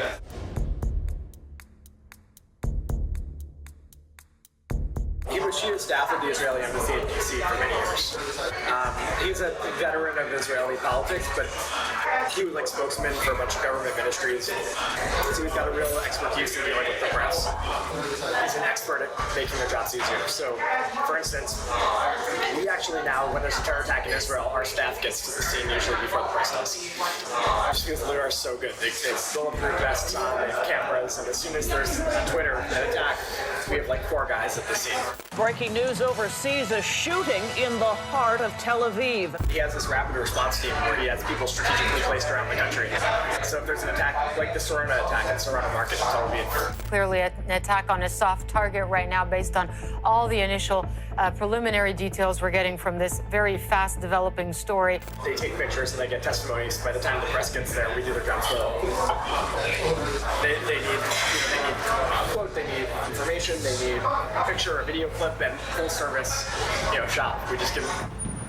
This is new video that just came in, and it shows people in the chaos after this happened, as it is night in Tel Aviv. By the time the press got there, we were able to help affect the narrative because, they're all scrambling. They need to get stuff to their editors immediately on what happened back in Brussels or Washington, and we're able to get them information. A TIP employee was interviewed by Fox News. Liat Delongovitz, who is live with us on the scene, works for the Israeli Project, which puts out news to the foreign press there. Hi, I'm here on the scene. I arrived fairly early. They use children to protect. The former CNN correspondent, Jim Clancy, first reported on the Middle East in the early 1980s. Those boundaries. When TIP begins interacting with journalists and suggesting the lines and suggesting the interviews, then it's not journalism anymore, it's just propaganda. Liat Delongovitz, who is on scene, again, works for the Israel Project, which works to put news out to the foreign press. During his volunteership at the Israel Project, Tony saw a letter to a donor explaining how TIP had assisted a journalist from CNN. TIP took Will Ripley on a helicopter tour, which seemingly impressed the reporter. Once you arrive in Israel, they come up with a series of things. They know you're in town. They have your number. You get the helicopter tour. That's fun. You get some video that you can use in your reporting. And then they sponsor trips like this one with special access to people that they know, and they can set it up.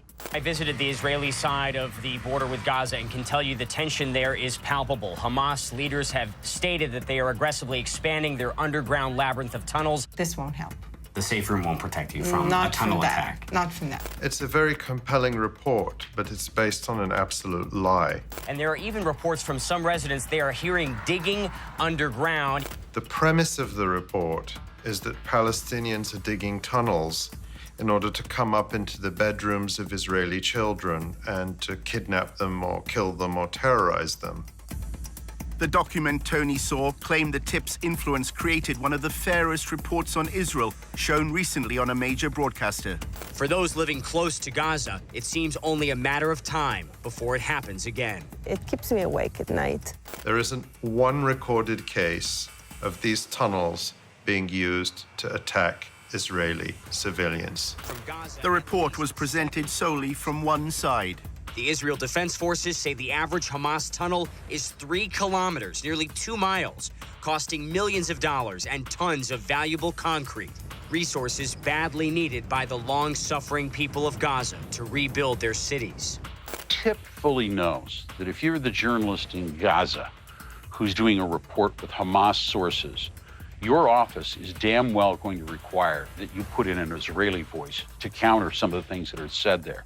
They well know that if you are on the Israeli side doing a report with mostly Israeli sources, that same pressure will not be applied.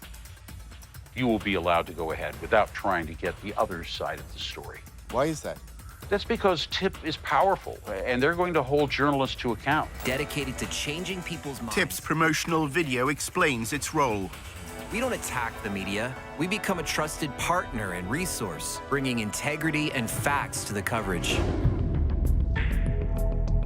After an exchange of tweets concerning the Charlie Hebdo attacks in 2015, Clancy left CNN. He is unable to discuss his departure for legal reasons, but recalled instances when the pro-Israeli lobby exerted influence. The big media companies will tell you that, well, maybe they won't tell you this, but they have been harassed. If they had Palestinian journalists who knew the ins and outs of the Palestinian Authority, for example, they were blatantly told to get rid of them, that they weren't trustworthy journalists. Whatever a journalist reports, if it's not liked by whether it's TIP or people within the government, they will put pressure on the media houses, the big networks. TIP's online promotion claims it shapes the way Israel is framed in the international media. TIP changes the way thousands of media reports appear every year. And then we add platforms of our own, getting people talking, taking command of the conversation. This last week, but when I was there, I met with both Herzog and Netanyahu.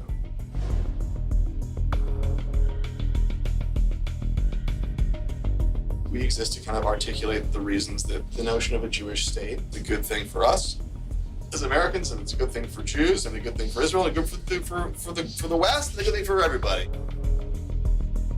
Block describes the pro-Israel lobby as a three-legged stool, propped up by influencing Congress, shaping policy through think tanks, and thirdly, TIP's role, managing the public discourse. You've got the lobbying, the politics, and you've got the ideas and think tanks, but you can't define the meaning of those ideas. Other people are doing it for you, then the third leg of the stool isn't there and it falls over. He's brilliant in like a mad scientist sort of way. He was AIPAC spokesman, and he was like the troublemaker.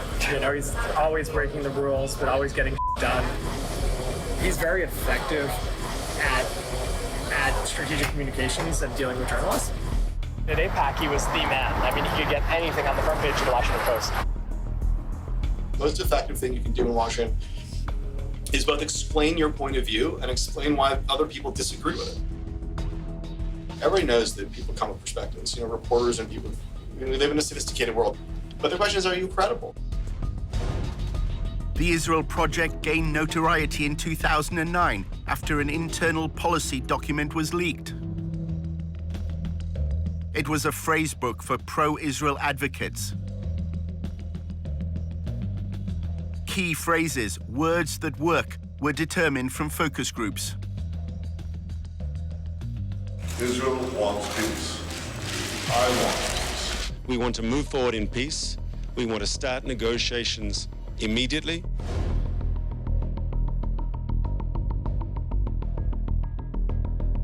The Israeli Defense Forces acted against the launching of rockets by terrorists. They are shooting at our children, at our mothers, at our civilians. What for?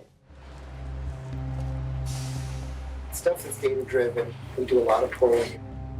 Every month we do a national poll, exactly looking for these kinds of messages that work.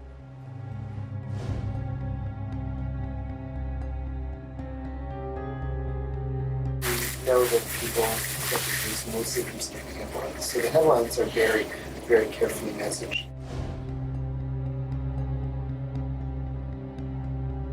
If all Palestinians can be referred to as terrorists, as in a terrorist attack, they've won a battle. They've won a battle because that headline will be seen by probably 50 times more people than those who actually went into the article and read the details about it. You don't have any reporters, just have three people who churn out carefully crafted headlines with article text that convinces you that the headline is true. They understand that it's just the 5-word headline or the 6-word headline that carries the message. The point is never to get to the real debate. Why is Iran so happy about the Iran nuclear deal? TIP's social media videos had apparently shifted public opinion on the Iran nuclear deal. The American public started out being in favor of the deal and is now against the deal. It was everything from viral videos, 10-second videos. You can send me the greatest article you want about the Iran deal, but I promise you that a 10-second video will get 1,000 times. People aren't reading as much, they're not interested. In fact, history's a little bit bunk.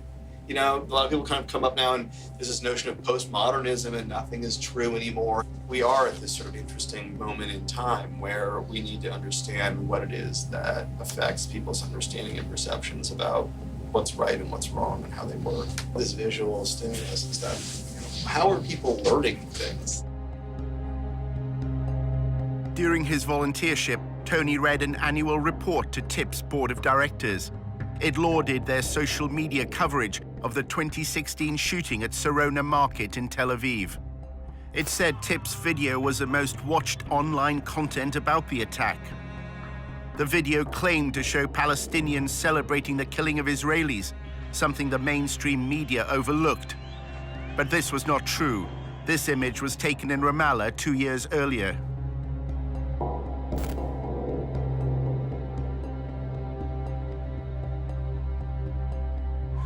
There are also other things that we do that are completely off the radar. When we work together with a lot of other organizations, we produce content that they then publish with their own name on it. The Israel Project is supplying what it calls white label, that is unbranded content, to other outlets. We're putting together a lot of pro-Israel media through various social media channels that aren't the Israel Project's channel.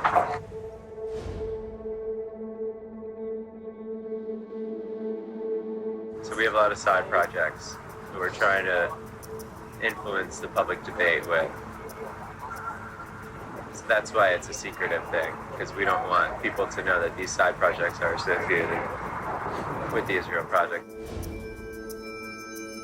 TIP runs a collection of Facebook communities that cover topics ranging from history and the environment to current affairs and feminism.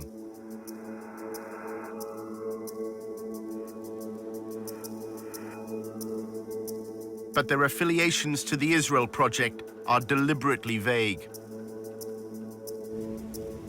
Why is it that they can't be connected to the Israel Project? I think it's because, like, we want to be people to view them as subjectively as possible.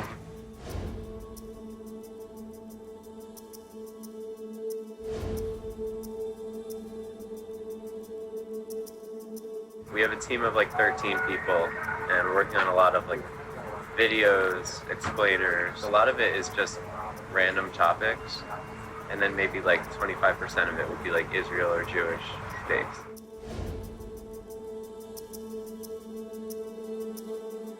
The Israel brand is increasingly toxic.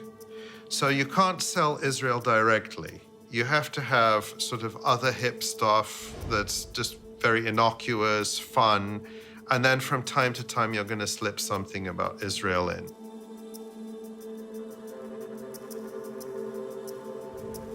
Is the idea that all the rest of the non-Israel stuff is to allow the Israel stuff to pass better? Like, that's the key thing?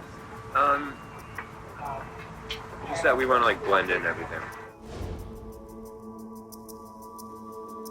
TIP's mission is to eliminate any mention of apartheid and occupation. Don't look here, look over here. The visual medium is trumping words. More image, more visual, more accessible, non-heavy thinking stuff.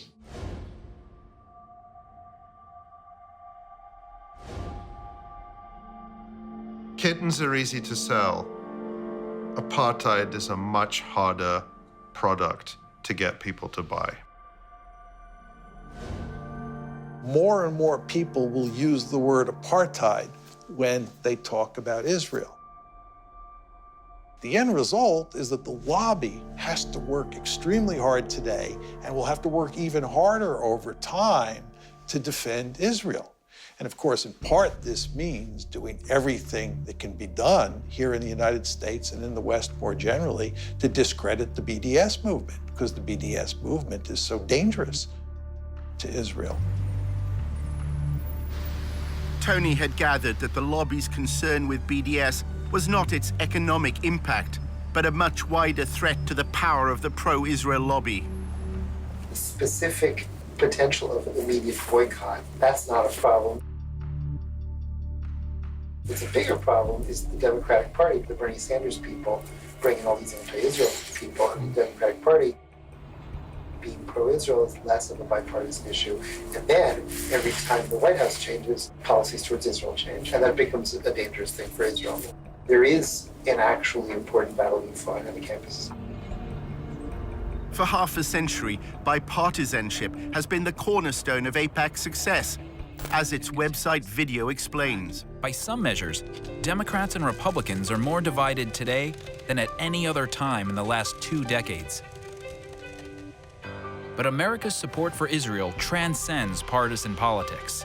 So when it comes to strengthening America's relationship with Israel, support must come from both sides of the aisle. That's where AIPAC comes in. What's begun to happen over the past decade is that support for Israel has begun to wither away in the Democratic Party. And in contrast, support for Israel in the Republican Party has begun to increase. And what you see is there is a substantial difference today in support for Israel in the two parties.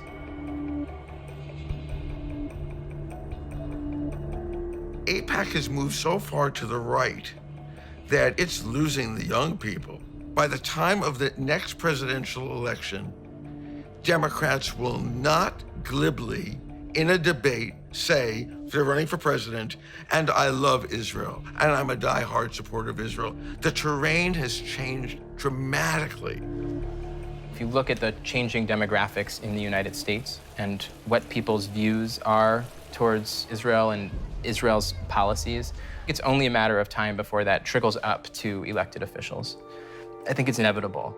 The kind of shift they fear is the one that happened over same-sex marriage.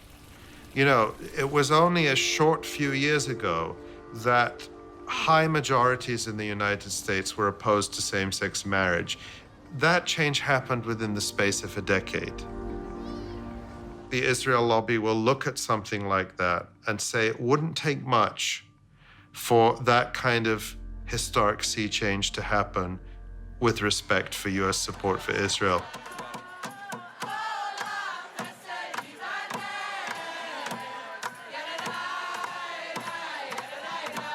Outside AIPAC's 2017 annual conference, the first protesters were American Jews.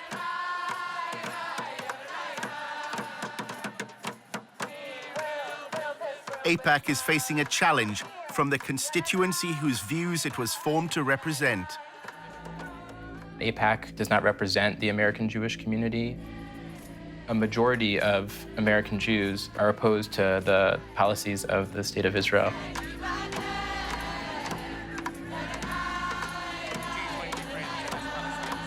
You do not represent the best of the Jewish prophetic tradition, and we here to bear witness to tell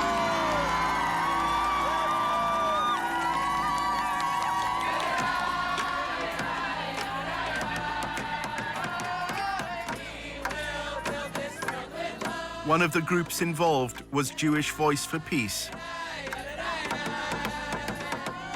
The work that Jewish Voice for Peace does is grounded in Jewish tradition, the most basic Jewish and human values, that every single person has inherent worth and dignity and should be treated with respect. We then see what's happening to Palestinians, the occupation, the displacement, the inequality, and say we need to end those things. or that they must attend You know, they're all crazy for liberals. no reason. And as far as I'm concerned, American Jews had one job, which was to preserve Jewish identity from one generation to the next. They failed. So I don't think they have any place to be telling Israel what's what. And if they choose to stop giving money to Israel, Israel will find money elsewhere.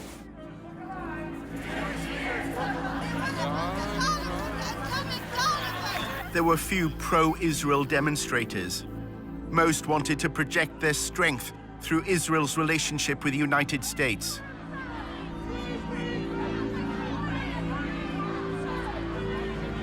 The Jewish Defense League, with its distinctive yellow insignias, was a small but threatening presence. Its members later attacked a Palestinian-American man.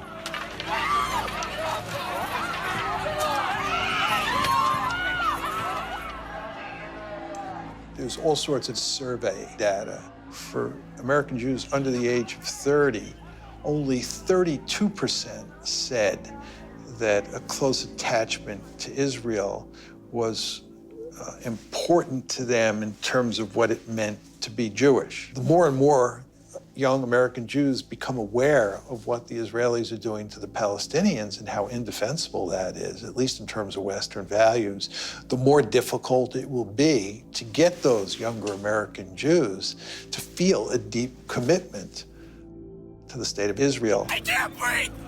I can't go! American Jews are even taking their protest to Jerusalem. The Israeli government official who launched a covert campaign to spy on American citizens recognizes that Israel is facing a generational time bomb. אנחנו היום, לא רק שאיבדנו את הדור השני של היהודים, שזה דור המילניום של היהודים, אני שומעת את זה מההורים שלהם שבאים להיפגש איתי ומסבירים לי כמה קשה להם בארוחות שישי מול הילדים שלהם. שלא מכירים במדינת ישראל ולא רואים בנו איזה אנטיטי שצריך להריץ אותו.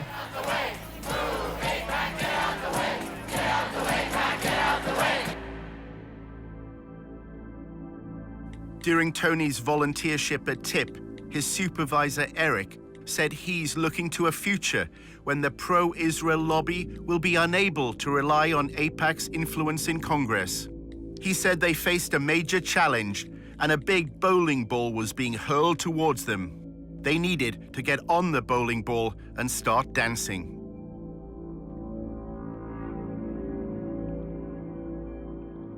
You can prove that AIPAC is suffering from some of the trends in public opinion that are affecting the Democratic Party. It's slipping very, very quickly among Democrats.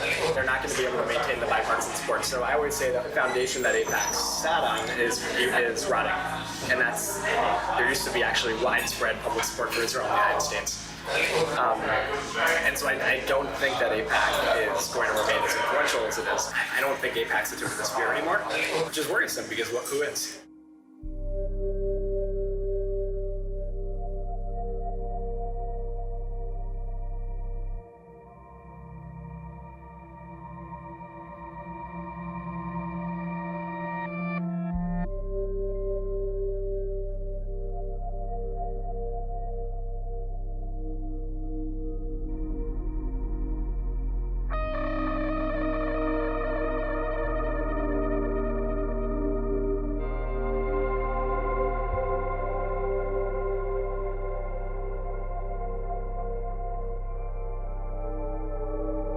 Just know I have total faith in you. I hope it's not the last time we work together.